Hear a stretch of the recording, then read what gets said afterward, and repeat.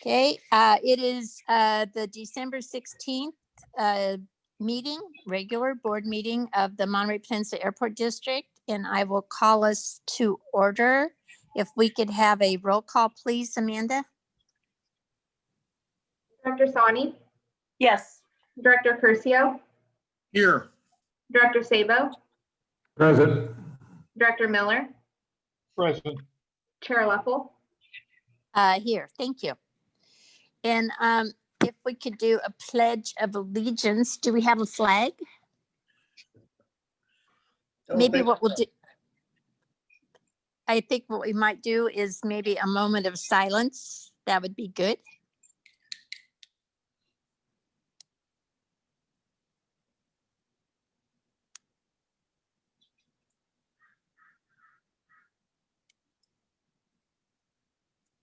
Okay, thank you.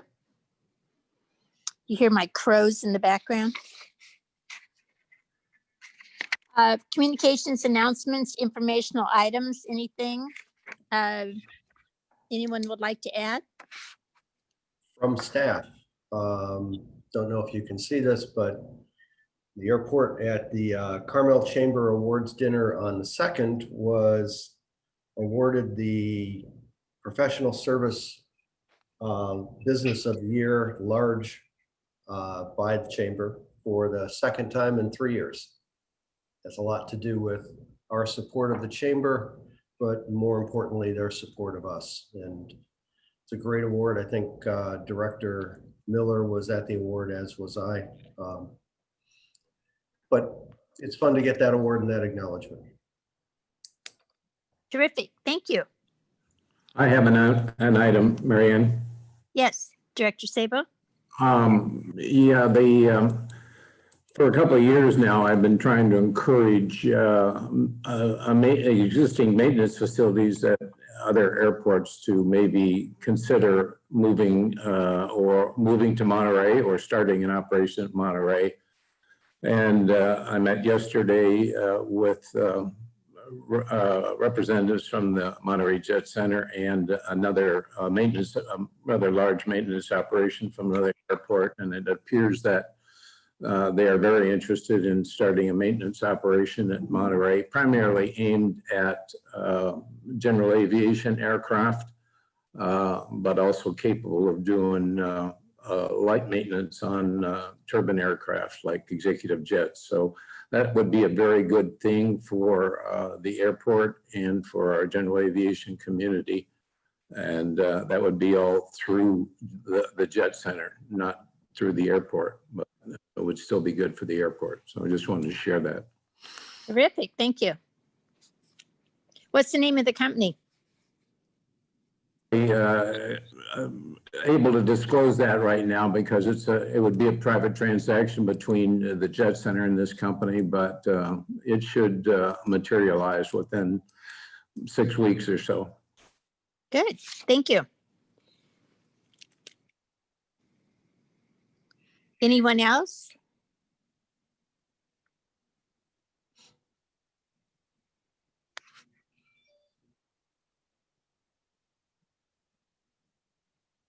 Okay, I'm gonna close the communications and announcements. I will open it up to public comment. Any item that is not on the agenda, and you have 3 minutes if you would like to comment.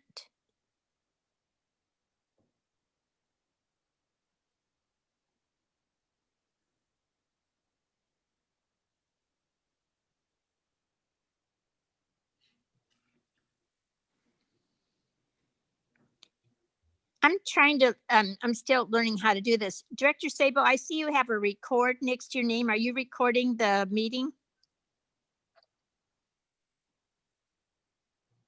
Not that I know of. Oh, well, it shows it. Well, okay. No. I guess my button was pushed. I've been randomly pushing buttons here, so. Well, stop it. Okay, it went off now, so you must have pushed it off.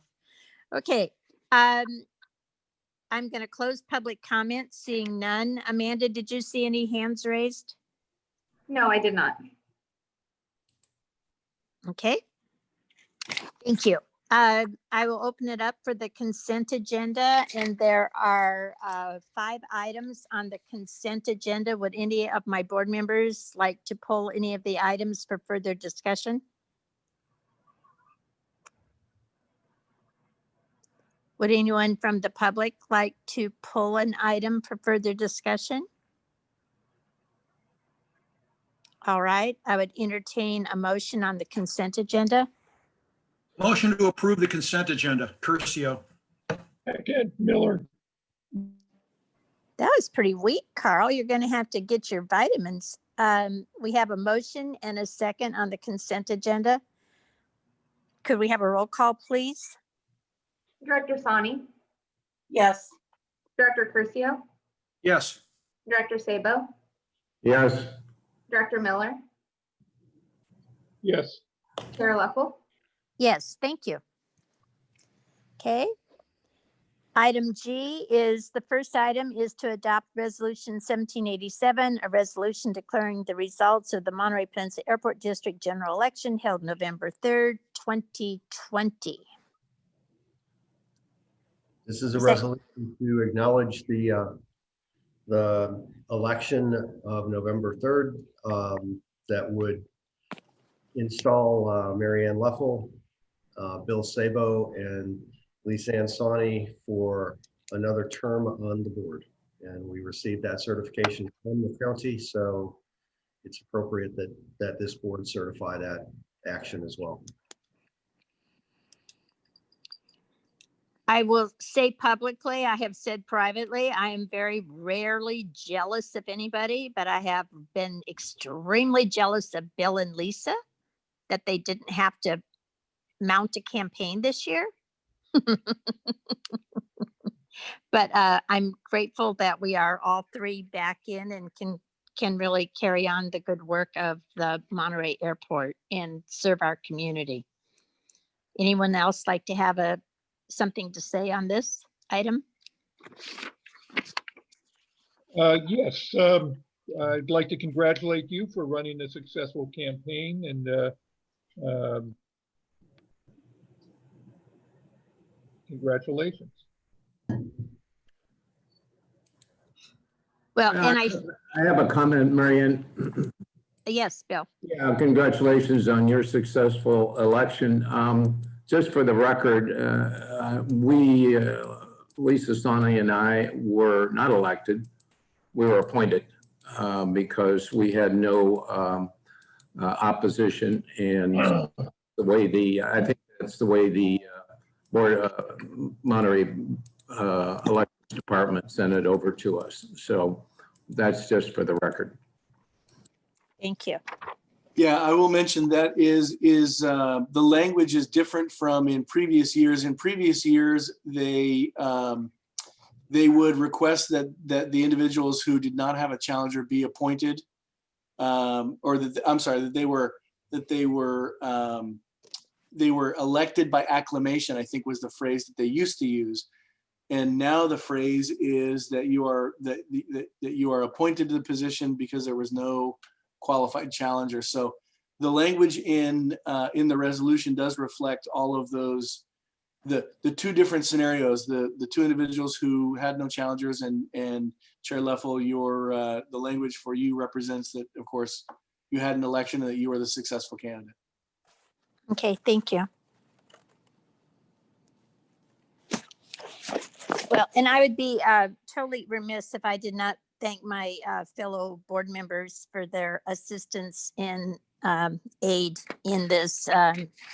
Director Sani served as my treasurer, and Director Miller guided me every step of the way, and Director Curcio was out there beating the bushes for support. So I truly, truly appreciate it. Thank you.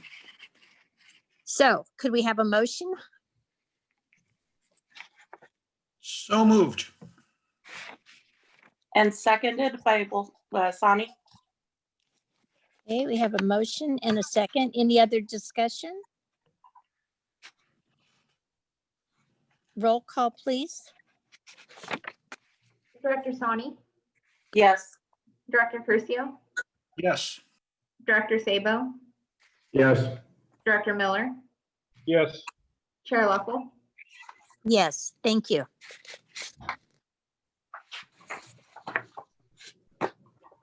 So, Scott, will we take the oath in January? We normally take it at this meeting. Yeah, so I went and I looked back at the previous agendas, and because of, there's a little bit of a wrinkle with this one because of the COVID-19. You will actually take the oath of office in writing prior to the next meeting, and then the next meeting will have a ceremonial swearing in. And I'll give you the details of that, and you can select someone for a ceremonial swearing in if you so choose. Okay, thank you. I have a question, Mary Ann, of Scott. I have a question of Scott. Yes. What is the status of the three of us between now and the time we take the oath? Am I, for example, am I a director at large, or am I a director of District 5? So the code is written such that you remain in the position until your successor is duly sworn in, duly elected and sworn in. So you are still obviously on the board. You are an at-large director until you are sworn in, and once you're sworn in, then you will be from district, is it 3, 1? I'm 3. I always forget which ones are which number is which. You are, I believe number 5, District 5. So yes, you are still a board member, but technically you are an at-large board member as of today.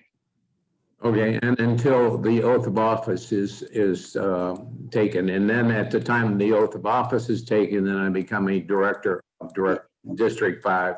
Correct. And Mary Ann, I'm getting some feedback coming back through somebody's computer. I don't know whether anybody else is, but I'm getting feedback, and it may be yours, Mike. I think we've had this issue before. Feedback when somebody talks. We can certainly work on that, Director Sabo. I can Okay. tell you that I have no feedback here at all. Does anyone else have feedback? I do, and it might be either Scott or Lisa. Both are muted. Yeah, There's no.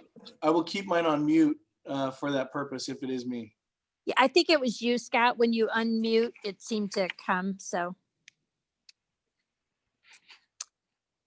Okay, did we take a vote yet? I don't think so. No. Could we have a roll call, please? I think we voted. I think we already did. Okay. Okay, thank you. So our next item will be a presentation, Mr. Brandon Young, fiscal year 2020 audit.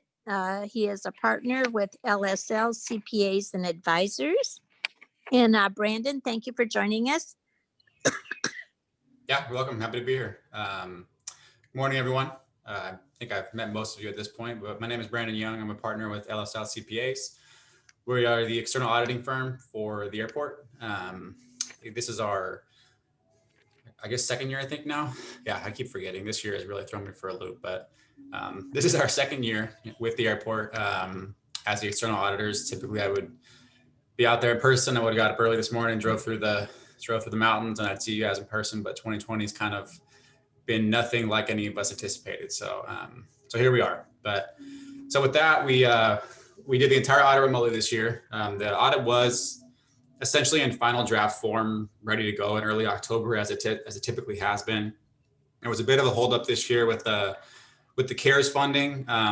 With the new funding coming from the federal government, with it comes new compliance requirements that we have to wait for kind of guidance on how to test the compliance of those transactions. And the AICPA and the Office of Management Budget have been delayed.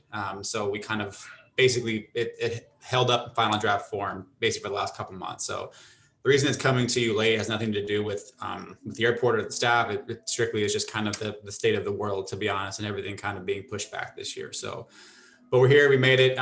We started our audit back in May, and our audit covers the financial statement audit of the airport, the compliance audit for the single audit, which I'll explain a little bit, and then the compliance audit also for the passenger facility charge, revenue and expenditures of the airport. So back in April, May, we do our interim procedures.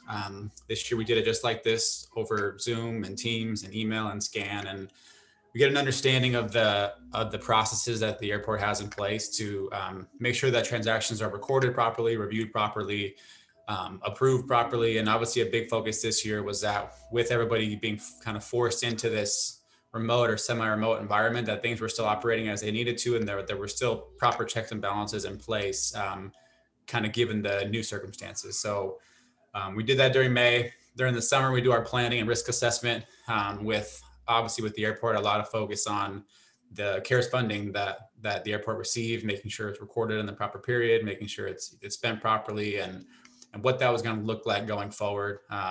We hashed that out with Tim and his team. They were incredibly helpful. And then when it came to the single audit and compliance, we worked with Chris and her team. And it was a lot of scanning, a lot of phone calls and emails, and they've been great to work with both years.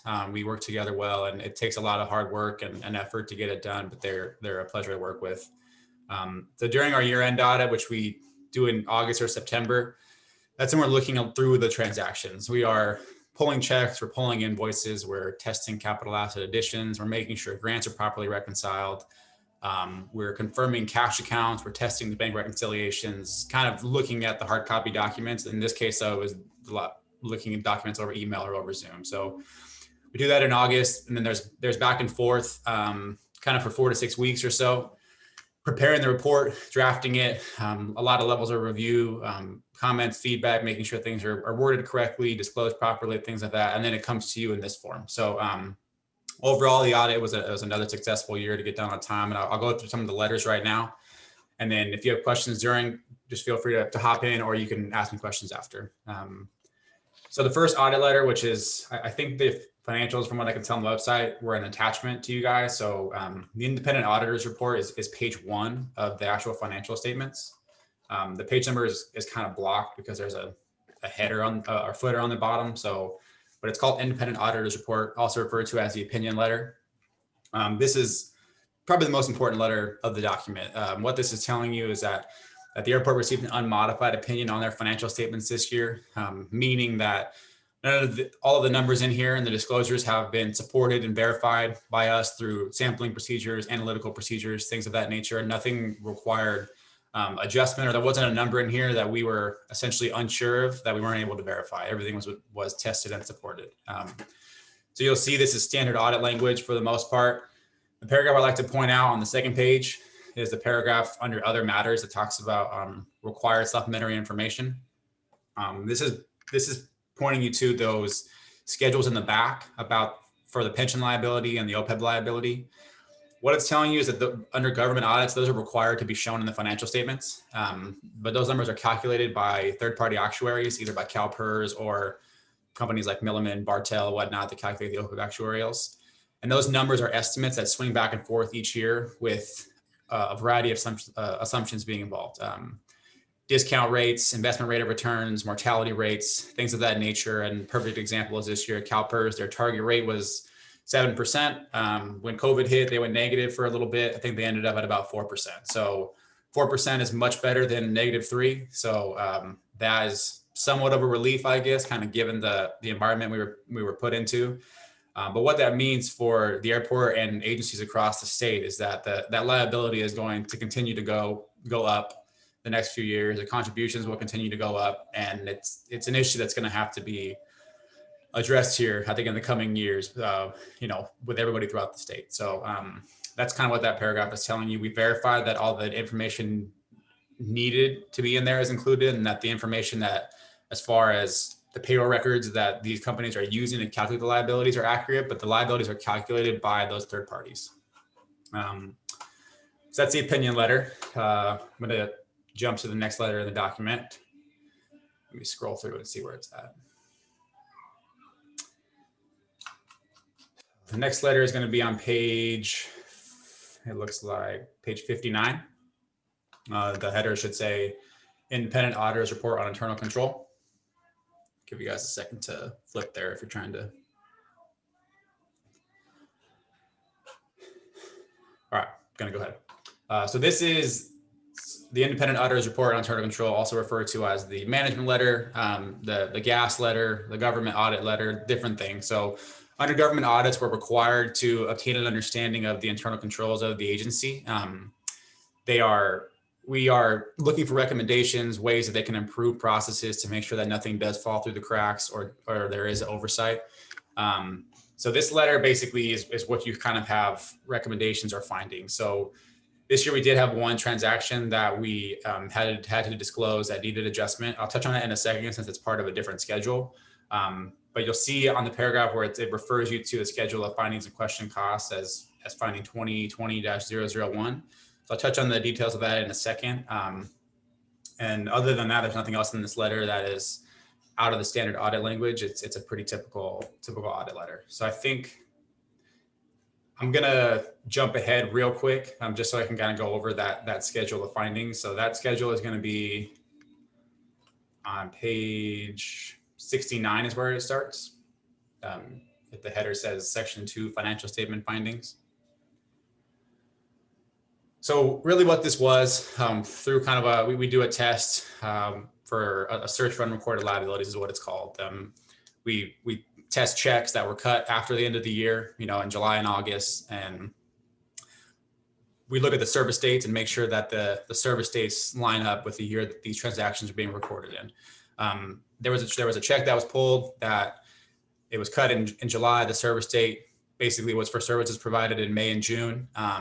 There was kind of, I think, a timing gap between when we got the trial balance and when the cut was checked, or when the check was cut, and it was recorded in the following year, and it should have been 2020. So it wasn't anything incredibly alarming. It just kind of slipped through the cracks, and we made the adjustments. So it's reflected in this financial statements, and just due to the dollar amount of the transaction, we had to disclose it here.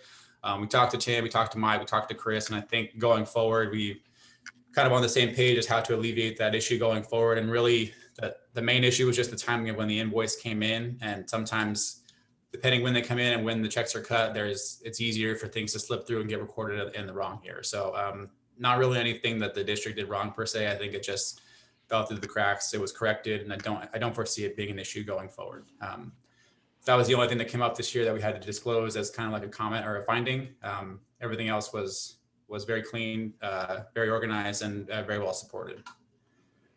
So I'm going to jump back to the couple pages now. So page 61 is going to be the next letter. Now we're kind of getting into some of the compliance portion of the airport's audit. This letter, the title says Independent Auditor's Report on Compliance for each major program is the header. So what this is, a large part of the airport's audit is what's called a single audit. So any government agency receiving in excess of $750,000 in federal money that's used each year requires a single audit. It's a compliance audit verifying that the money that you receive from the FAA or any other agency that you were to receive from, usually it is just the FAA for you guys, that you're spending it in compliance with kind of the parameters that they have set for that money.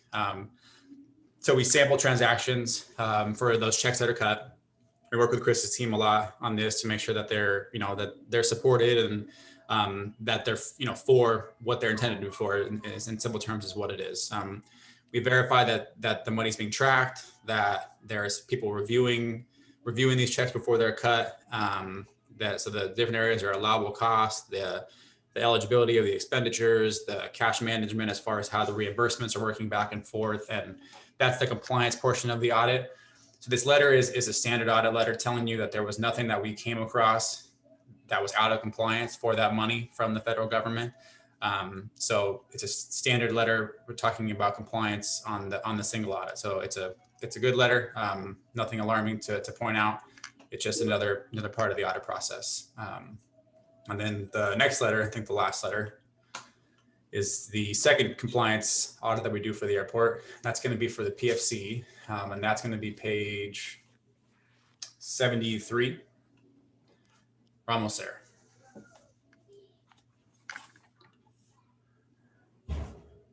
So this is a very similar letter to the one you just saw for the single audit. It's very similar procedures. It's just the single audit, you're comparing it to what's called the OMB compliance supplement, which comes from the federal government. The PFC compliance audit, we're comparing the revenues and the money spent to the PFC audit guide for public agencies and verifying that the money coming in and interest earnings is all tracked and reported and kept separate in interest-bearing accounts, and that the money spent is spent on transactions that are allowed to be in accordance with PFC money and PFC guidance. So this again is a standard language audit letter telling you that we audited the PFC revenue and expenditures for compliance and had nothing to report that was out of compliance or not in accordance with the audit guide, and that everything appeared to be in order from the transactions that we tested.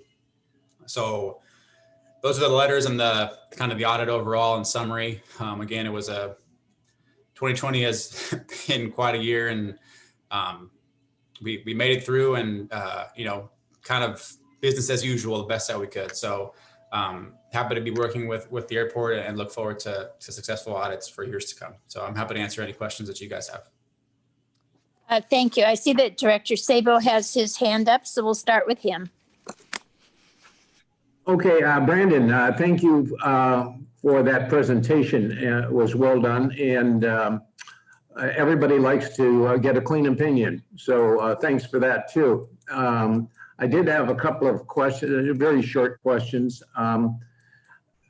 My recollection was, and it may be incorrect, did we have a change in partner in charge for our audit? And were there any other changes to the audit team that were significant for between last year and this year? So it was a change. It was kind of more just a shift up. So previously last year, I was kind of the senior manager on the engagement, and then we had one of our managers acting as the in charge. So this year I am the partner on the engagement. The person that was the in charge last year is now the manager, and there was a new in charge. So it was more just, it was all familiar faces, just kind of in different roles, but the roles you see now will be the roles feasibly for the next 3 to 5 years. Okay, so I guess your audit team is going to be pretty much the same next year as this year, based on what you know now. As long as they decide to stay employed here, yes. Yeah, that's always a question. On the subject of the material misstatements, I understand that it wasn't a consequential item, but did we have that problem in the previous year? Did you take a look at that, or is it just a one-time deal this year? For what we could tell, it was a one-time deal. We do that same test every year, and last year when we did that test, that there were no transactions that were missed or improperly recorded. So as of right now, it was a one-time deal that I don't think would foresee happening again. Okay, and finally, did you have any recommendations for us at the airport that would help us improve anything that we're doing? I did look at your internal controls letter, but was there anything else that came to your attention that would benefit us from the standpoint of doing things better? For this year and during our interim audit, we didn't have any real recommendations. It was a lot of making sure that things were still kind of running business as usual, and that invoices couldn't either be altered, and if things were being approved by DocuSign, they were secure. So we spent a lot of time on that and didn't know anything that seemed that it needed improvement, but we do new things, new procedures, and kind of dive deeper, as much as we can each year. So if things come up, we definitely will let you know. Okay, well, thank you very much for handling the audit very well in a very trying year for everybody, and we look forward to continuing our relationship with you. Me as well. Thank you. Director Sani. I don't have any questions. Thank you. Thank you. Director Miller.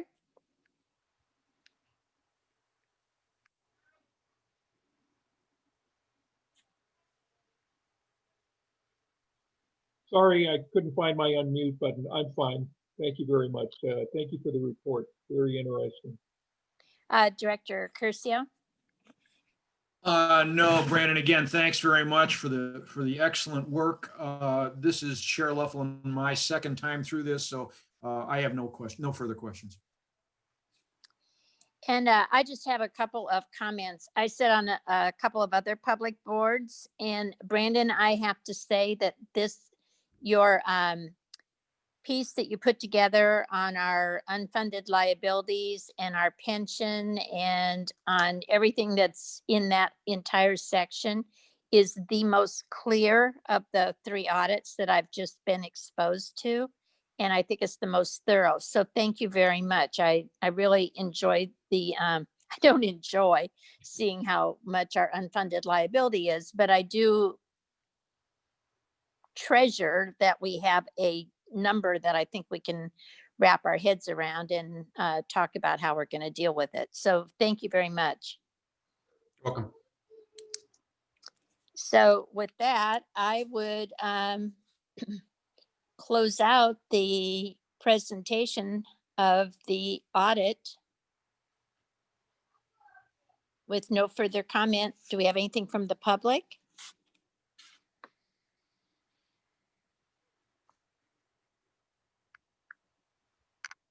I see nothing from the public. Okay. Brandon, thank you. Have a very nice holiday season, and we'll be talking to you in 2021. Thanks, everyone. Maybe I'll see you in person. Okay, well, that would be nice. Thank Bye. you. Our next item is an Madam item Chair. that, yes, Madam sir. Chair, just a question of housekeeping, and just wanted to raise this. As I'm going through my packet, did we miss one item for E5?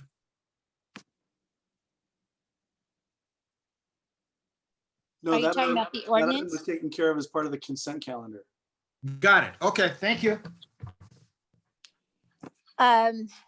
So item number 3 on our regular agenda is a presentation by Mr. Matthew Wright, General Manager of the Monterey Fuel Company, requesting an approval on a lease extension and telling us what they're going to do in request of that. So, Mr. Wright.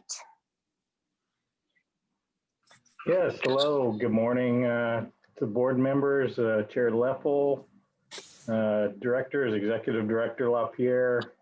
Really happy to be here with you guys this morning to talk about some exciting proposed changes to the Jet Center. But I think I want to start off first by congratulating Chair Leffel on your re-election to the board, and thank you for your years of service. Look forward to another 4. And also to Director Sabo, again, congrats on your appointment and for all your years of great service to the airport. And Director Sani, super happy to see you get appointed for your 2nd term, and look forward to working together with all of you guys. So thank you for your service. So with that said, I want to talk about, like I said, a fantastic, exciting, impactful project that we are proposing and are well underway with in terms of design and permitting for a extensive remodel of the Jet Center facility, the FBO customer-facing facility. The Jet Center has been essentially untouched in 23 years since it was first constructed.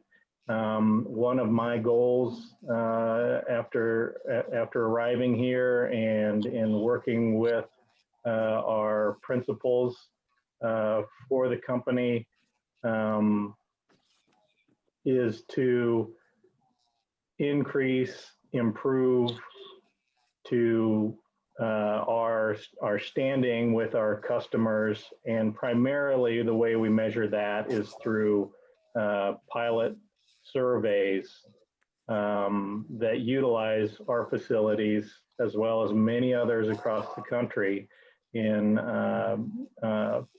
surveys that rank annually FBOs in terms of a number of categories: service, safety, facilities, things of that nature. Year after year, the Jet Center has been ranked in the top 20% of FBOs in the country. This past year, for 2020, we were ranked number 10, not 10 percentile, but number 10 in the entire country. And that includes every FBO in the entire United States. So I'd like to think we've got a high-performing team. We've got a fantastic safety record, knock on wood, for 2020. Our motto is nothing broke, nobody hurt. And so far in 2020, we've lived up to that motto. But the bottleneck that we have year after year on the surveys, because they rank these according to categories, is in facilities. So, I think there's no question we have nice facilities at the Jet Center, but I don't think they reflect really the quality of our community, the quality of the airport, and it's been 23 years. It's time to put a refresh. So just a little bit of backdrop on what's transpired over those 23 years. In those 23 years, the principals at the Jet Center have developed 16 acres of airport property. About 250,000 square foot of hangar space has been added. That includes 11 hangar facilities. It includes a fuel farm. We've become the annual host of what I think many would say is the best party on the Peninsula during Car Week, which is the McCall's Party. We certainly appreciate our partnership with the airport in allowing that to happen on an annual basis. So, the commitment to the airport, to the community, to providing best in class, much like Pebble Beach, best in class services when it comes to FBO is there, has been there for 23 years. And that is part of this presentation that I'd like to make to you today. So let me share my screen. Amanda, I just press share screen, right? And then pick the screen. Yes, that's correct. Okay. Can you all see the screen that's showing right now? Yes. Okay, so, saying this is a tenant improvement is kind of putting it mildly. What you're seeing here is a proposed floor plan that will be submitted to the airport. The conceptual was submitted to the airport, and we were authorized to move forward with the full design. And I anticipate that we'll have something to submit to the airport and you all for approval here by the end of the week. The one thing I don't have that we will have, and I wish I had today, were renderings. I think the renderings really give you the best idea of the finish and the furnishings that are going to be installed within this facility. So what you're seeing here is a floor plan, overhead floor plan layout of our first floor. What I will make, the comment I will make, and the demo plan is not part of this slide series that I'm going to show you. But if you did see the demo plan, you would see that there's about 3 walls that are remaining. Other than that, every single interior wall is coming down. Some of the key features of this remodel is, can you see that little hand moving? I don't know a better way of highlighting what I'm looking at here so I can guide you through this. Can you see the hand moving on the screen there? Yes. Okay. So this is the existing entrance. We'll open up into a large, open, airy lobby area, which if you're familiar with the facility now, you know that there's a wall here all the way down this hallway, which really kind of encloses this area now. With the remodel, this entire area is opened up. So from here all the way down to this wall here is an open and airy space. We've got windows all along the east-facing wall here. We have a fireplace, an electric fireplace electric fireplace here, which will add a really nice ambiance. This is a coffee bar area, which is utilized by many of our crews and customers. We'll also continue to offer complimentary water. We have frozen snacks for people.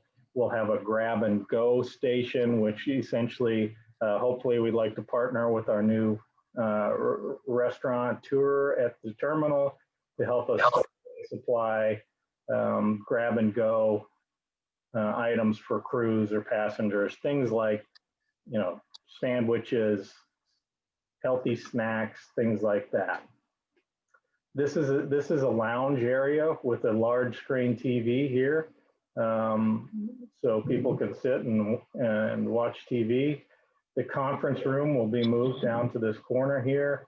We'll be updated with latest technology, so it'll be a great place for meetings. We'll have a smart board screen here, which if any of you are familiar with smart board, is just a really cool technology. It's the latest and greatest. It's essentially a 76-inch screen that you can write on, that you can display video, PowerPoint presentations, all of that. So it's really a cool technology piece. The conference table will have technology ports throughout it, so it'll just be a much more useful conference room area than what we currently have that's 23 years old. We'll have display cases here for a lot of passengers and crew want to take home a little piece of Monterey with them, so we'll have some offerings there that will help promote both the Monterey Airport and the Monterey Jet Center.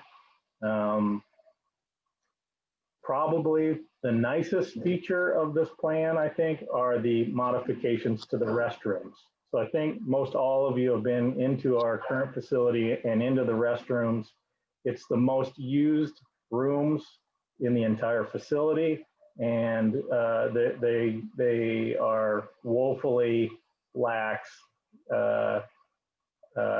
currently. They're small, they're dark. They're just not, they don't live up to the expectation that we have for the foot that we want to put forward to our customers. So currently, both the men's and women's rooms are located in this area. With the remodel, the men's room is relocated to this area, and the women's room is relocated to this area. This is actually the entrance here. There's a little powder room area, and there are the handicap stalls and then a standard stall. Again, the finishes and the furnishings really make this improvement pop. So this is going to be a great improvement to what we've got. The pilot lounge area, which currently is housed where the new conference room will be, has been repurposed to this west-facing wall. So if you're familiar with our facility, this is where the coffee bar is currently located, and this is just a huge open seating area here with a TV on a stand. All that's going away. Because of the pandemic, we kind of asked ourselves, is there a better design for pilot lounges? You know, currently it's just a community seating area with 4 recliner chairs and an old big screen TV. What we came up with is these pilot suites, which allows privacy, but at the same time offers some really first-class amenities that you don't find at other FBOs. So this pilot suite basically will seat a pilot and co-pilot, a crew of 2. This pilot suite will seat 1 person. TVs, seated desk working areas in both of these, little sinks with mini fridges, so they don't have to come out of the area if they need a bottle of water or something like that. So just really comfortable, private areas for crews to relax in between their inbound and outbound flights. the flight planning area has been significantly reduced, and there's a reason for that. These days, that over the 23 years since the Jet Center was constructed, the way pilots gather their information for flights has changed dramatically. Almost all pilots these days use iPads or tablets or laptops to do their flight planning. And the days of having a desktop computer with the TV screen streaming the weather channel 24/7, it's not useful to crews anymore. So what we've done is we've retained 2 workstations here. So we're actually only reducing the number of workstations by 1, and we've made it much more private, socially distanced, and they're essentially just little workstation areas with a chair, computer with a nice screen and a printer. This area is segregated from the pilot suites.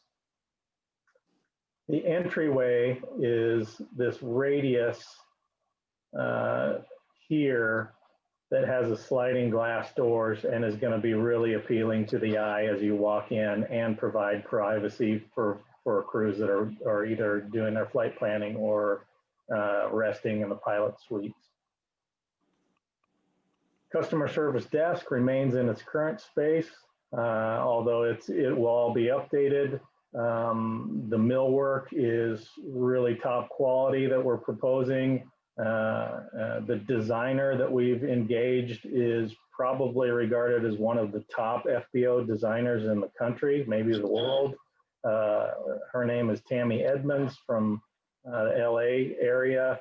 I've actually worked together with her on one other remodel previously with my life as a manager for Landmark Aviation at Scottsdale.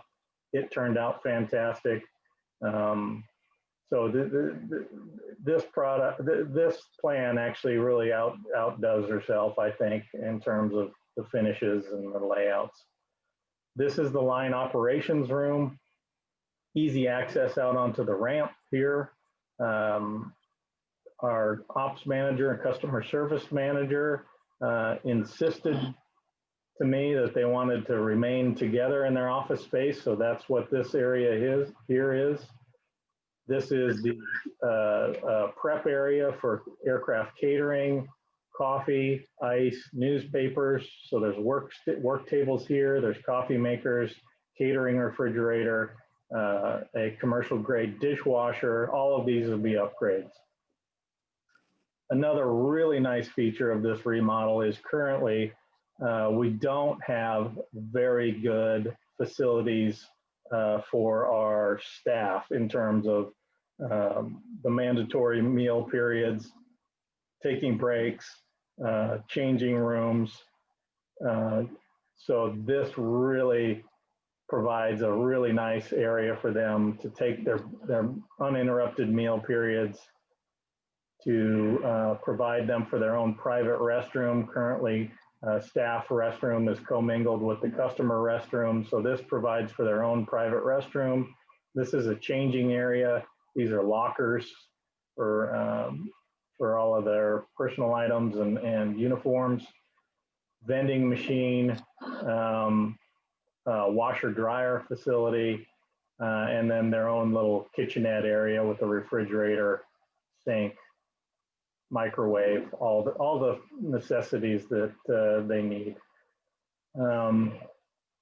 Those are really highlights of the floor plan. I'm happy to, I've got some elevations that I'd like to show you. If you don't mind giving me another 10 minutes, I'll run through those real quick. Or if you've gotten a good idea based on the floor plan, I know you got a lot on the agenda today, but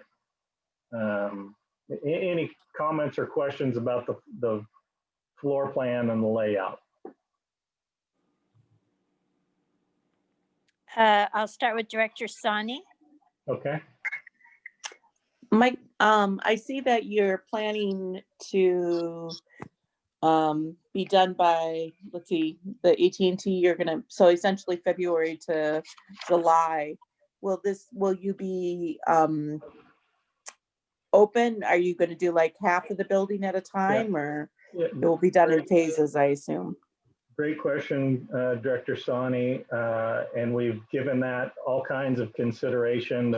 I mean, first and foremost, we will not be closed during any phase of this project. Secondly, we will not do this project in phases. We will actually relocate the customer service functions to another hangar building, which is located at 200 Sky Park Drive, which used to house a law firm. So it's a finished space. It's ideal for temporary operations. It's got a front desk. It's got areas for private areas for customer. It's got secure access between the street side and the AOA side. So customer service operations will be conducted out of that, what we call Base 7. It's really 200 Sky Park. Line operations will be conducted out of a temporary trailer, which is just fine. We need to keep them in close proximity to the ramp operations, and really they're on the ramp most of the time. They're not, you know, in an office facility. The upstairs, the second level of the building, we are not going to do anywhere near this kind of major reconfiguration. We will refresh the carpeting, which hasn't been done in 23 years. So the carpeting will be replaced on the second level. In consultations with the general contractors that we're currently working on bids with, everybody thinks that we can continue to maintain our operations on the second level, which is really just admin. We have one tenant that's upstairs. Well, we have two tenants that are upstairs. So that will continue throughout the project. So I hope that answers your question. The timeline is really, we wanted to get through AT&T, despite the fact there's no spectators. We anticipate it'll be pretty typical for an AT&T for us, because we don't get a lot of visitor traffic, but we do get all the sponsors and we get all the golfers, which accounts for, in a normal year, that's 90% of the AT&T bump in traffic. So we didn't want to start the demolition and construction until after that event. So what we're telling contractors is we want to start March 1st and we want to be done by July 1st. And they're telling us that's reasonable based on the plans that they've seen. So we'll have a brand new, beautiful facility to show off during Car Week 2021, which if you know, the pandemic is under control, should be a all-time epic event, I would think. Okay, Thank you. going in order, I would like to ask Director Sabo for comments and questions. Matthew, that's an excellent upgrade that you're doing there. I just had a couple of questions. One, do you have any provisions for a sleep room for pilots other than sleeping, sitting up in a chair? You cut out, I think you said a sleep room. Is that right, Director Sabo? I did say that. Yeah. And I'll tell you, sleep rooms, you know, they're not uncommon, but they're not common in FBOs. But our design, one of the things I really like about modifying the pilot lounge into these pilot suites is that it allows for the dual usage of the pilot suites as either a place to go watch the game and eat your box lunch, or it allows you to catch a nap. You can see from the layout here that you're looking at, both these rooms are very private with doors that close. They'll be on the quiet side of the building. Here on the north side of the drawing is a storage hangar where we keep aircraft in. There's not a lot of, you know, noise and activity going on in there. So the pilot suites will serve that dual function of either just a place to rest and hang out and watch TV, or to take a quick nap if you want to. which is an added feature of currently we really don't have anywhere where a pilot can go be quiet and take a nap. We have those 2 phone booth rooms, which are essentially, little 3x3 closets, which, again, for flight planning, you used to have to call to get your flight plan and your weather information. That is no longer the case. Technically, I suppose you could have laid your head down on the desk and taken a nap, but this will be a vast improvement over that. Okay, that sounds great. And this is not included in your design here, but parking is certainly a problem Yes. in the facility. Any proposed modifications to allow for additional parking?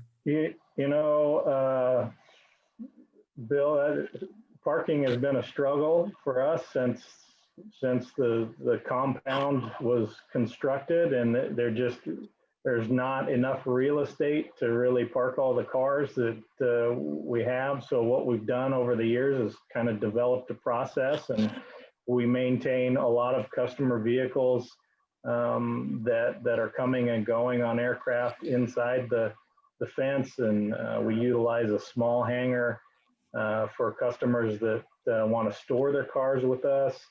The airport, as you're aware, has been very proactive and cooperative in terms of working with us on street parking, especially during events. But we're not expanding the footprint of the leasehold, and we're not changing the airside, or we're not proposing that the airside footprint be expanded or reduced so we can have more vehicle parking. So that'll continue to be a struggle for us, Bill, moving forward. Really, the times where we experience it the most are during the events. But the short answer to your question is no, parking is not going to be expanded, and that will continue to be a challenge for us. Okay, well, thank you, Matthew. I like the configuration from a pilot standpoint, and I think from a guest standpoint, passengers as well. I think it's going to keep in the forefront of the FBOs around the country, and that's really important both to you, certainly, and to the airport. Thank you very much for that. Thank you. Thank you. Director Miller? Thank you, Mr. Wright. A very nice plan. We spent a lot of time in lease looking over this, but one thing I noticed is absent. Are you going to have shower facilities for any of your guests? Yeah, we do have shower facilities currently, and those will remain. Those are actually located in the upstairs restroom, which gives you a little more added privacy, and it's a larger single-use restroom. So that'll continue upstairs. I'm happy to, you're more welcome to come over and I'll show you them. They're really first class. It's a granite encased shower with a glass door, and it's a private restroom. We provide towels and soaps and shampoos and hair products and Q-tips. If you need a Q-tip, you're in the neighborhood, come on by, we got you covered. So that will continue to be provided to our customers. Well, thank you. I'll keep that in mind. It's a great plan. I look forward to seeing the completed project. Thank you. That's all I have, Chair. Director Kerstell?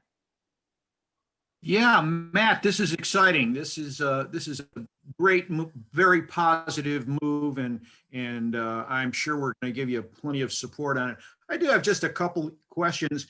One comment before the questions is that to me the timeline might be a little on the aggressive side, having seen how many projects that I've been involved in that never come in on time. You have better luck than that. But it might not be wrong just in case to possibly have a plan B if necessary. Other than that, I had two questions. What is the capacity of the conference room? The capacity of the conference room as depicted is 8. So that's currently matches what we have now. Rarely do we have a full conference room, although I envision that it will get much more use once we've got this upgraded technology piece, as well as, you know, a much nicer fit and finish. The view is also going to be pretty off the charts, because if you see, it's in that corner, so you'll be able to actually see the bay and the airport operations. So, you know, we can fit 8 around the table that we're proposing, and inside that square footage that's there. You know, for the times that we have hosted meetings with additional folks, which hasn't been since, you know, the pandemic has hit for obvious reasons, we do have chairs that we can put around, you know, surrounding in the peanut gallery, have you. I don't know how else to describe it. Thanks, Matt. One final question. Will the flyers from JSX have the use of the same amenities as the rest of that the private jets do? It's hard to give you an answer on that, Director Curcio. You know, if we operate how we were for the short period of time that they were doing their flights, the answer is yes, because they were operating out of the FBO terminal. Their model, however, they don't like to do that. They want to have their own facility that says JSX on the building. So the proposal that we originally made to JSX that they didn't want to commit to, because they wanted to prove the runs first, was to operate out of that 200 Sky Park building, which is where we will temporarily move the customer service and customer lobby area to during this construction phase. So really, I think the best way to answer that question is we're going to design for customers like JSX the best solution that adds the most value to their operations. And if that's operating out of the lobby, you know, that creates some challenges for us, but you know, that's what we'll do. If it's operating out of 200 Sky Park, then that's the proposal that we'll put together for them. So are they aware of this fantastic proposed renovation? I don't know. I haven't had any conversations with JSX. You know, since they ceased their operations. I understand they're still very interested in Monterey market, and we're still very interested in handling them and facilitating that service. So we certainly, I didn't want to be premature in really sharing this with any customers before we had the discussion with the board, with the Executive Director La Pier, just to make sure that, you know, everything was lined up.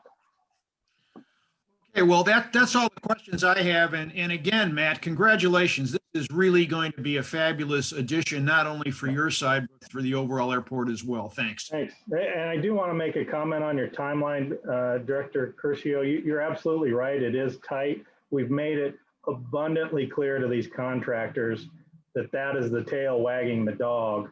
And like I said, we've got some pretty high-end finishes that are going to go in here.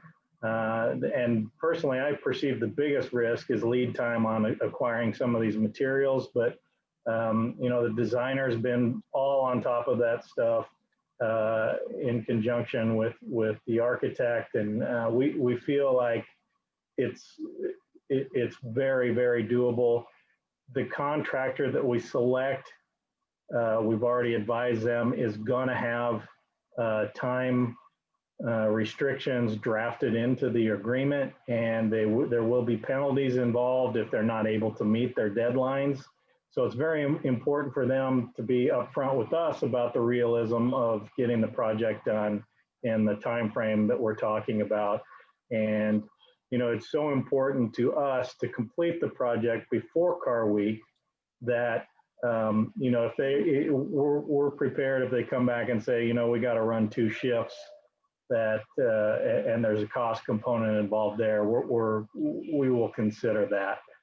But it will definitely, the time component will definitely be addressed in any sort of agreement we have with the general contractor, with incentives for them to finish on time. Thanks, Matt. I'll add one more thing as long as you went back to this topic. hopefully we're way better position. We are now COVID wise, because one of the biggest issues that are going on everywhere right now is shipping is horrible. Get the ability for people to get material and parts is almost unimaginable. But hopefully, in the next few months, we'll start to see improvement on that. But anyway, thank you.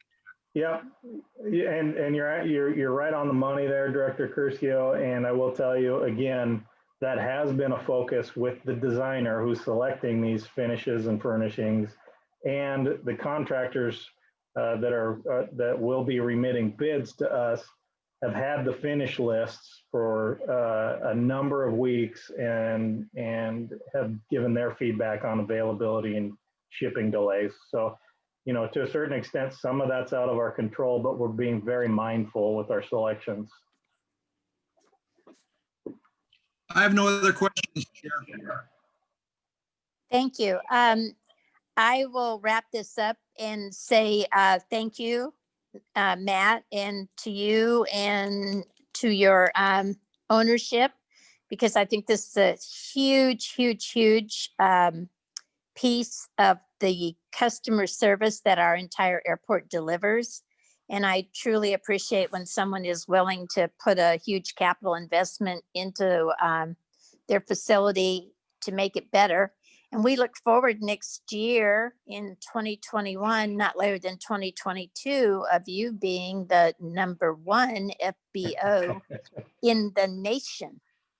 Trust me, I'm feeling the heat. I've got no more excuses once we get this done. That's right. We'll be expecting it. We'll be expecting to read about you in every aviation publication. Man. Well, you may be reading about me one way or the other. I don't know. So with that, I would open it up to the public for comment. I see no public comment. With that, I'm going to close public comment, bring it back to the board for a motion.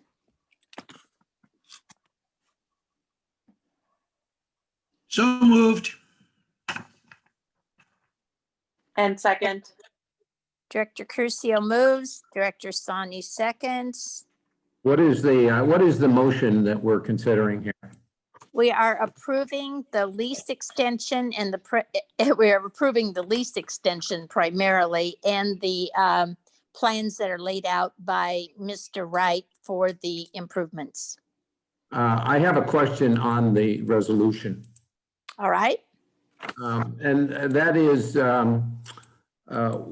given that we're removing the lease provision for use of that area near the retention pond, what's going to be done with that area now that we're removing that obligation on the Jet Center? What is going to be done with that particular area around the retention pond? Mr. La Pier, do you want to answer that? At this point, Director, the property will stay as a retention pond, which is its original intent. At some point in the future, we may talk to the current lessees, I'm sorry, about recovering that property for the airport district to use for development associated with development potential across the street, but we're not there at this point, so it would remain as a detention basin. Okay, so it is no longer available for parking as it was originally determined. Is that true? The original intent of, I believe it was the 9th amendment, was to have Jet Center or Monterey Air Park Associates construct a gravel or asphalt parking lot to accommodate additional parking. That was in return that was embodied in extension number 9. That investment would have been about $250,000 on the part of Air Park Associates. This is a significantly larger investment, and they're asking simply to allow us to allow them to abandon the idea of the parking, which they don't need at this point in that location, and instead substitute for it the improvements that Matt just covered with you. Okay, so that particular dirt over near the retention pond will still remain a part of the lease for Air Park Associates, is that correct? That is correct. Okay, thank you. Any other questions on this or comments? All right. We have a motion and a second. I would call for a roll call, please. Director Sony, Yes. Director Curcio, Yes. Director Sabo, Yes. Director Miller, Yes. Chair Leffel. Yes, thank you. Okay, Mr. Wright, go get busy. We're getting busy. It's been busy. Thanks, guys. Thank you. Have a nice holiday. All right, you too. Our next item is item number 4, which is a resolution number 1788, a resolution of the Monterey Peninsula Airport District adopting the rules and regulations. Who is taking lead on this?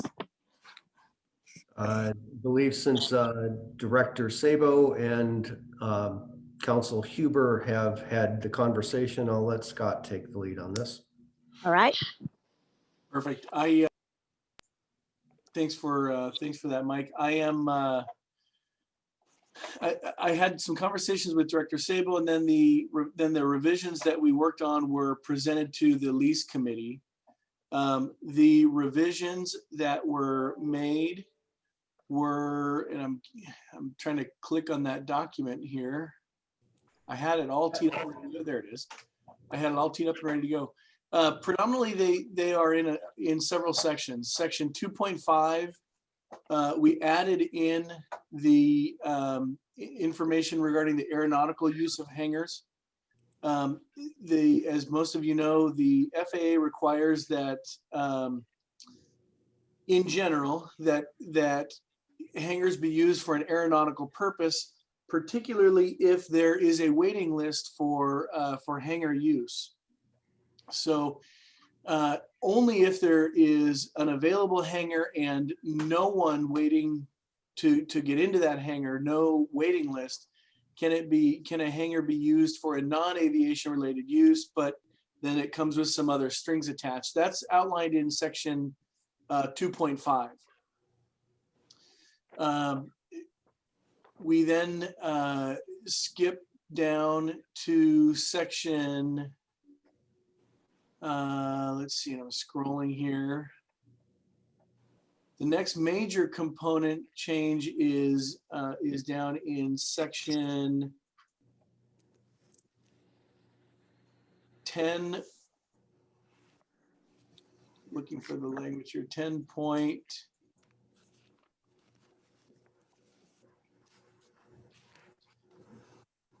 Here it is in 10.3, related to the administrative process and the exhaustion of remedies. If someone does receive a citation, at the last meeting, we had discussed that the board had a desire that the board be the final backstop of any appeal. And so we have changed the language to reference that that the board will appoint an ad hoc committee of 2 members to deal with any appeals that there may be in writing, and they can of course meet with the appellant, who can make a 10-minute presentation. It does outline that there are no witnesses that will be called, no live testimony, no witnesses, but they can certainly bring whatever written documents that they need, including declarations if necessary. And they would have an opportunity to address a committee of the board, an ad hoc committee of the board. But those are the major changes. I will say that the Director Sabo did have some requested changes in section 6.1 and 2. that the lease committee thought was better to leave alone. But those were the changes that were made and approved by the lease committee. Happy to answer any questions you may have. Anything that I have not referenced, we did not change. So the other sections that I just glossed over or skipped over, there were no changes to them. All right, I'd like to open it up to the public at this time. If there are any comments from the public.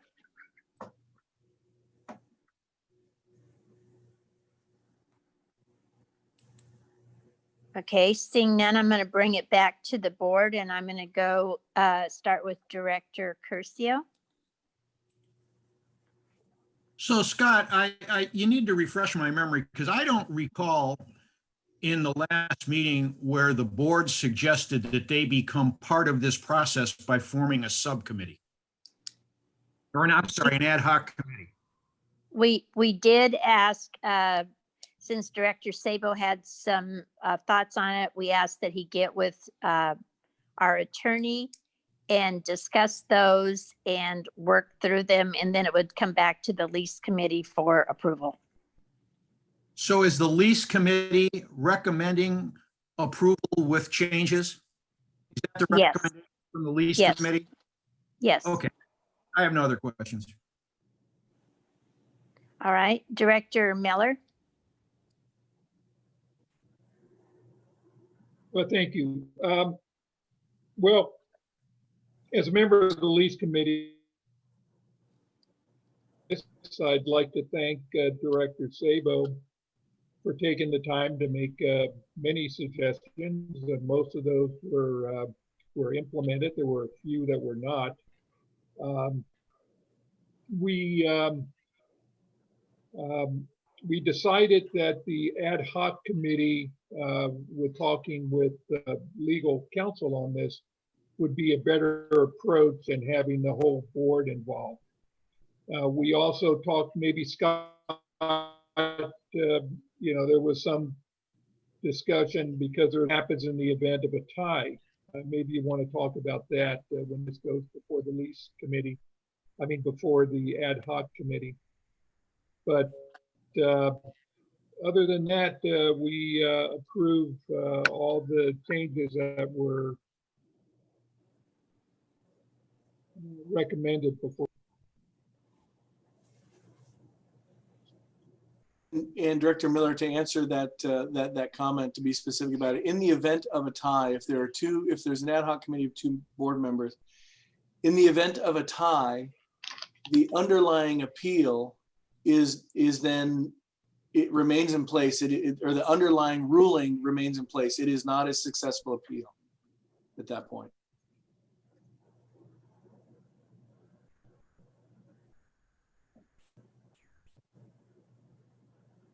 Carl, did that answer you? Yeah, that's answered me. That's what we discussed, and the lease committee recommends that you approve this. That's all I have. Thank you.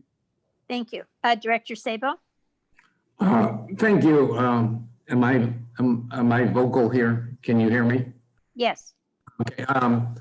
I just wanted to explain what my motives were in looking at these rules and regulations. I don't really have a problem with the minimum standards, but I was very concerned about making sure that our general aviation pilots, our aircraft owners, our tenants, and visiting pilots were kind of protected here a little bit from violations that they don't even know about. So I wanted to make sure that our rules and regulations, which were, by the way, extracted with a cut and paste from a major air carrier airport, a hub airport, that they were applicable to our airport here, and that they don't depart from federal air regulations, and most important, they don't depart from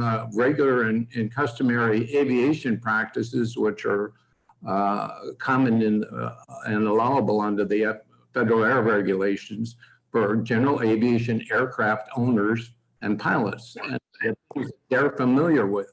And also that we don't become unreasonably restrictive on general aviation tenants and activities, so that we create a hostile environment going forward for our tenants, our aircraft owners, and pilots. And I could see the potential for that happening with some of the restrictions that were being imposed. They may be appropriate for a large air carrier airport, but may not be appropriate for our much smaller airport. And finally, I wanted to assure that if you have a possible notice of violation, that you have an appropriate means of appeal all the way up to the legislative body, which is us. We created and authorized these regulations. And I wanted to assure that our tenants or our aircraft owners or pilots have a reasonable redress of their grievances that goes to the full board, the full legislative body. I think that's important. To be specific about it, I thought that some of the restrictions under 6.2, which is on page 28, are really unusual for any airport. And they don't consider the fact that we have a control tower that's only open from, I think, 6 in the morning till 4 o'clock in the afternoon. And it keeps referring to things you can do with the consent of the control tower. When there is no control tower, our status as an airport and the airspace around here changes. And if you're a pilot coming into this airport and you don't have a copy of these 40 pages of rules and regulations, you can very easily find yourself in violation of these restrictions. And so I think unless they are absolutely necessary, that they shouldn't be there. I don't agree with the giving the executive director arbitrary authority to eliminate student pilot training, to eliminate training flights, to eliminate maintenance test flights, which are all those kind of things that are maybe applicable to a much larger airport, but aren't applicable here. And I don't know why they're in there or why we should have them. And that's important. If it's allowable by the federal air regulations, why are we restricting these activities? And finally, the business of the appeal, I think, is very important.